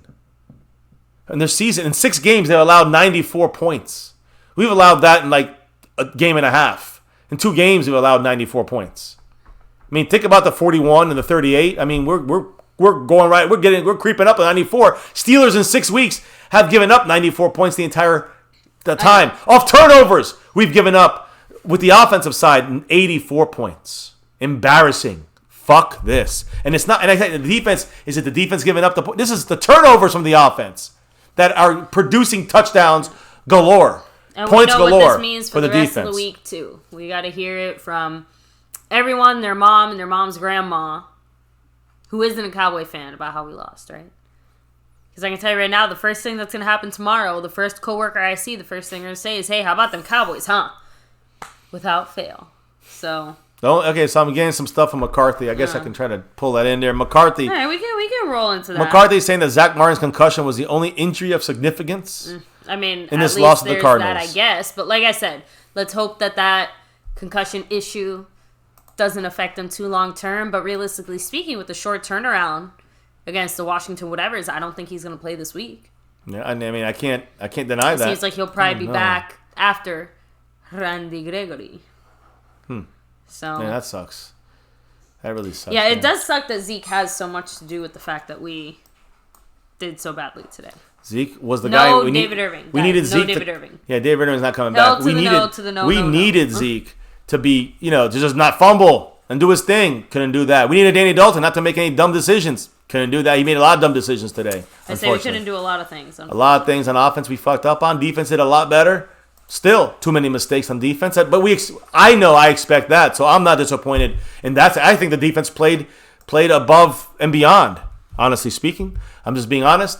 Is that good enough? Obviously not when you want to win, but did they play well enough to win this game on defense? Yes. Yes, they did. We played well enough to win this game on offense? No fucking way. It's on the offense of this one. I agree. In a harsh, hurtful way, unfortunately. So I'm trying to find some videos, some news. Go ahead, guys. And again, take a second to hit the like, sub it up, and of course, hit that notification bell if you haven't already, guys. We will be live, not just today. Go live every single day, but we'll be live again tomorrow. Just in pain, but live. Yes. Updates, news, info. Infos, baby. I don't know. Just like I said, it still doesn't feel real. Like I sat here, I watched it, I experienced it. Like when did I fall on my head and enter this alternate reality that the Cowboys suck this bad? And we're still first, aren't we? Yep, still in first place. Man, still the in first NFC place. is Man, just I'm telling you. shit on top of not shit the NFC. on top of shit. Not the NFC. The NFC East. Yeah. The NFC least. The least of the NFC. So hey, G, I think that's your call. I'm trying my best to get this thing going. Gotham guy as well, by the way, with a $5 holla. Appreciate you. Saying clearly we're going to have a high draft pick next year. But with our O-line being the way it is, do we have to rebuild the line once again like before?